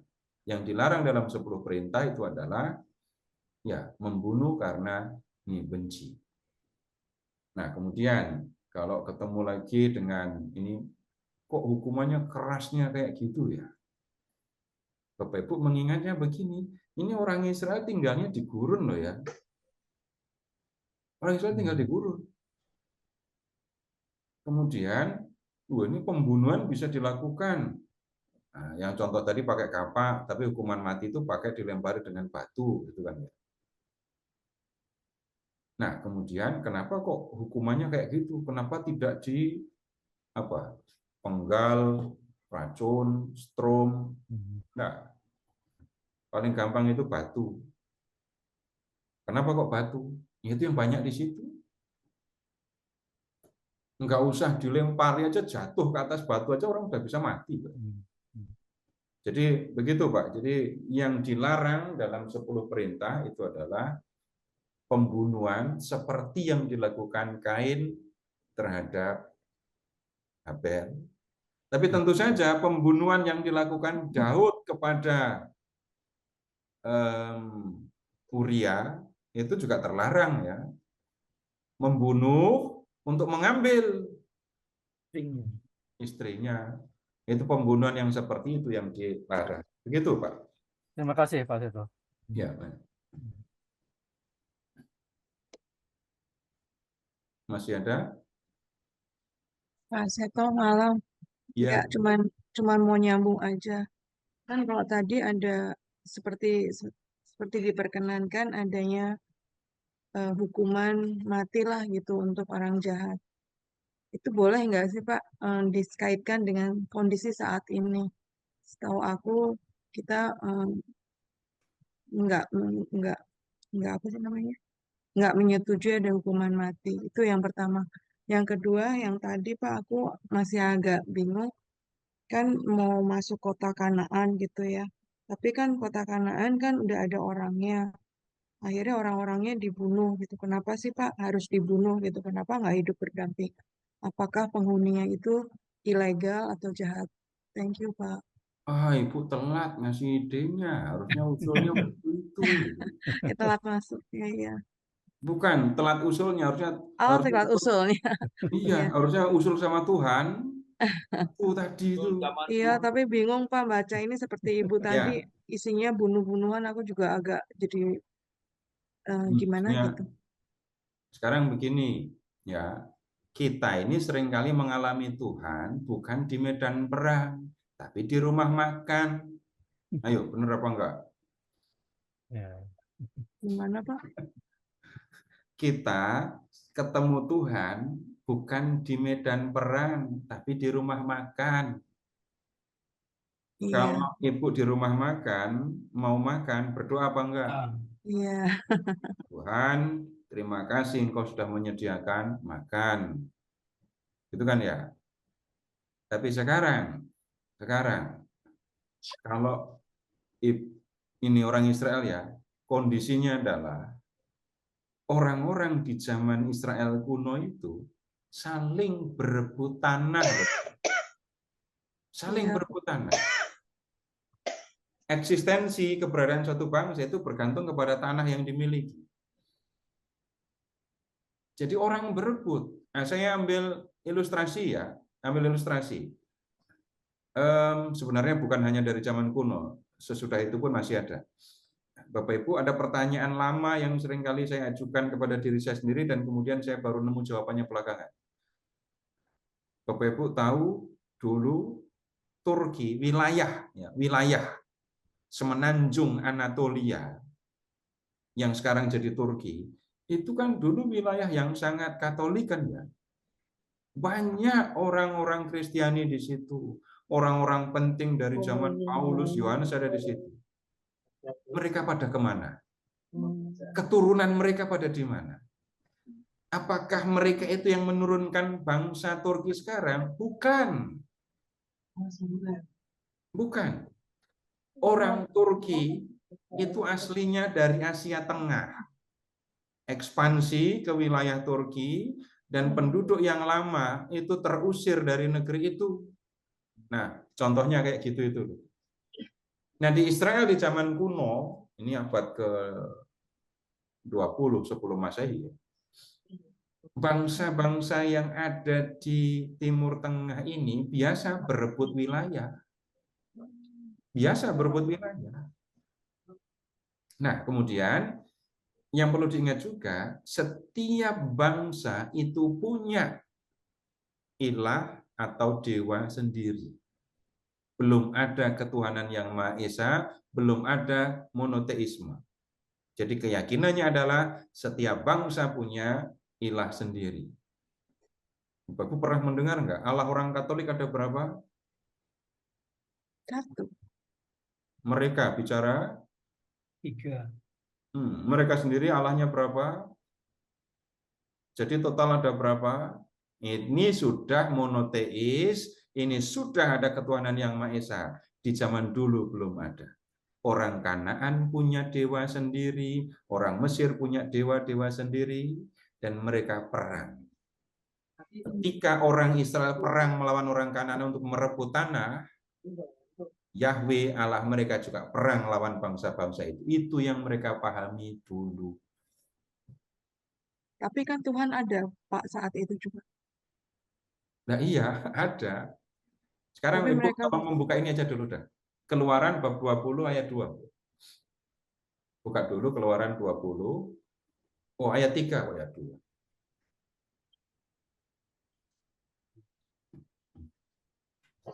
Jadi saya tidak berbicara sebagai orang yang berpikir saya sekarang, tapi saya berbicara berdasarkan pemahaman orang zaman dulu. Kalau pemahaman kita sekarang dimasukkan ke situ zaman dulu, Ibu pasti akan kerepotan. Ya, pasti. Coba lihat Keluaran bab 20 ayat 3, bunyinya bagaimana? Jangan ada padamu ilah lain di hadapanku. Ya. Jangan ada padamu ilah lain di hadapanku. Jadi ilah lain itu ada atau enggak? Jadi saya tidak bicara monoteisme sekarang, bukan, tidak akan ketemu kalau begitu. Jangan ada padamu ilah lain di hadapanku. Ilah-ilah lain dianggap, diakui ada. Tapi Israel punya ilah sendiri, namanya Yahweh. Ayat 2, akulah Yahweh Allahmu yang telah membebaskan engkau dari perbudakan di Mesir. Orang Israel punya Allah namanya Yahweh. Orang Kanaan punya Allah namanya, punya ilah namanya entah Moloch, Baal, Asyera, dan seterusnya. Dan orang berebut tanah di zaman itu. Kalau enggak menguasai tanah, enggak akan bangsa itu bisa bertahan. Bapak Ibu tadi ketemu orang Amalek kan? Mana orang Amalek sekarang? Enggak ada. Nah, orang Israel berusaha mendapatkan tanah dan mereka percaya Tuhan ada bersama dengan mereka. Tapi tanah itu, ya tanah orang Kanaan yang punya dewa-dewa. Terjadilah perebutan tanah di situ. Memahaminya harus begitu. Sekarang kita mengatakan Allah mengasihi semua manusia. Kalau membaca perjanjian lama, apalagi di bagian Taurat, Bapak Ibu, kalau mau membaca kasih Allah, perhatikan kasih Allah hanya kepada orang Israel. Begitu membacanya. Kalau malam ini belum memahami, ikuti terus ya, karena ini waktunya tinggal 3 menit, saya tidak bisa melanjutkan penjelasan. Tapi yang harus diingat begitu. Belum ada keyakinan tentang monoteisme, tentang Tuhan yang Maha Esa. Di zaman orang sudah percaya monoteisme saja, orang masih beranggapan setiap agama punya ilah, punya dewa, punya Allah sendiri kan. Di zaman dulu lebih tegas, setiap bangsa punya dewa, punya ilah sendiri. Allah, Yahweh Allah Israel, mencarikan tanah untuk orang Israel. Maka kemudian merebut tanah Kanaan. Hanya dengan begitu kita bisa mengerti cerita-cerita itu. Tapi kalau kita ngomong monoteisme sekarang, terus dimasukkan ke dalam perjanjian lama, Bapak Ibu tidak akan menemukan apa-apa. Salah semua nanti. Nah, itu terus ngapain? Yahweh itu membunuh orang-orang Mesir.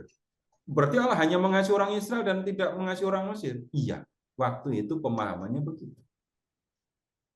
Kalau sekarang, beda. Sudah ada perkembangan pemahaman. Sementara begitu dulu ya, Bu ya. Oke, Pak. Ya. Minggu depan terambung ya. Ya, jangan berhenti malam ini karena saya akan mengatakan yang seperti itu dalam banyak kesempatan. Iya, Pak. Ya, Thank you, Bapak Ibu, Pak. cukup untuk Makasih. malam Kasih ini. Pak Seto. Ya, Terima silakan. kasih Pak Seto. Terima kasih.